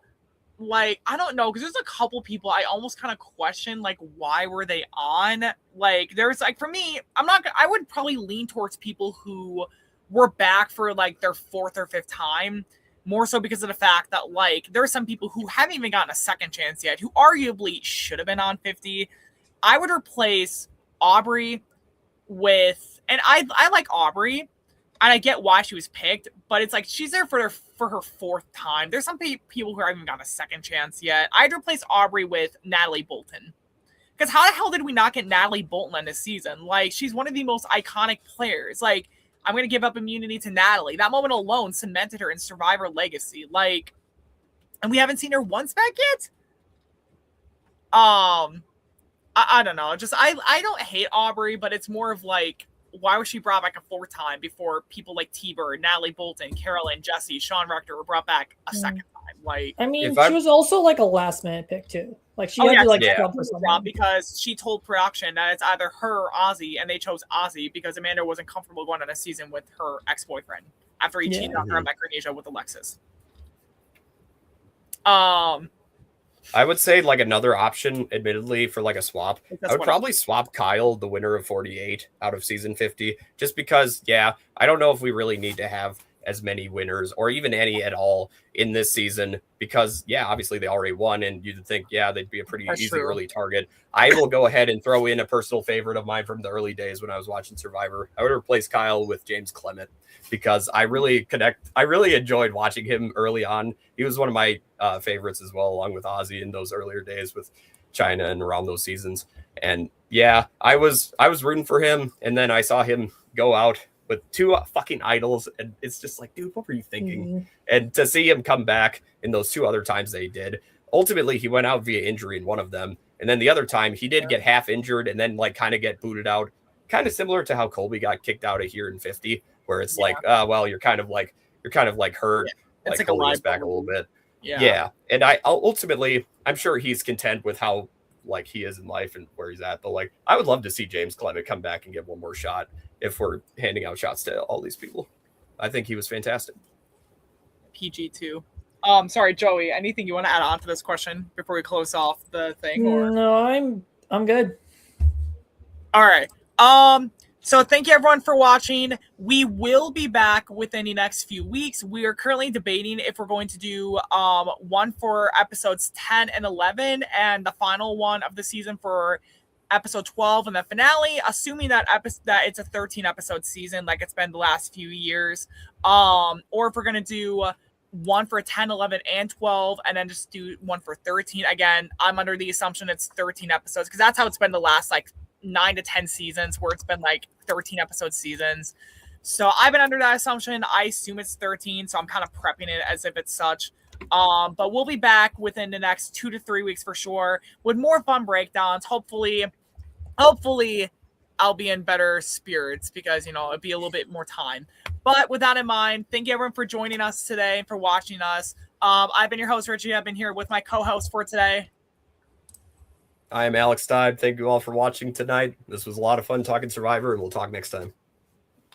I am Joey, and I definitely was here for the whole time. Didn't show up an hour late. I don't know what you're talking about. Mr. Beast! Great panel of people together, especially for the finale one. I might try to get a big panel of people together. Subscribe to our channel. Go follow our Instagram at Survivor What If. Go follow Queer Survivor Midwest, Survivor Wisconsin, Challenge Wisconsin, Midwestern Survivor, Zoom Traders. Go look up all of that. Follow all of that. Thank you everyone for watching. Everyone. Follow me at RSKI52 on Instagram. At Steib67 on Instagram. Oh my god, are we actually doxing ourselves? Don't follow me. I think I used my real name on Instagram. I'm literally my government name's literally right there. I'm already there. Okay. I'm gonna close it off. Technically, is my first name. Okay, I'm gonna close it off. Thank you everyone for watching, and I hope everyone has a great day. I've been lying to you this whole time. My real name's Carl. Good night. Carl.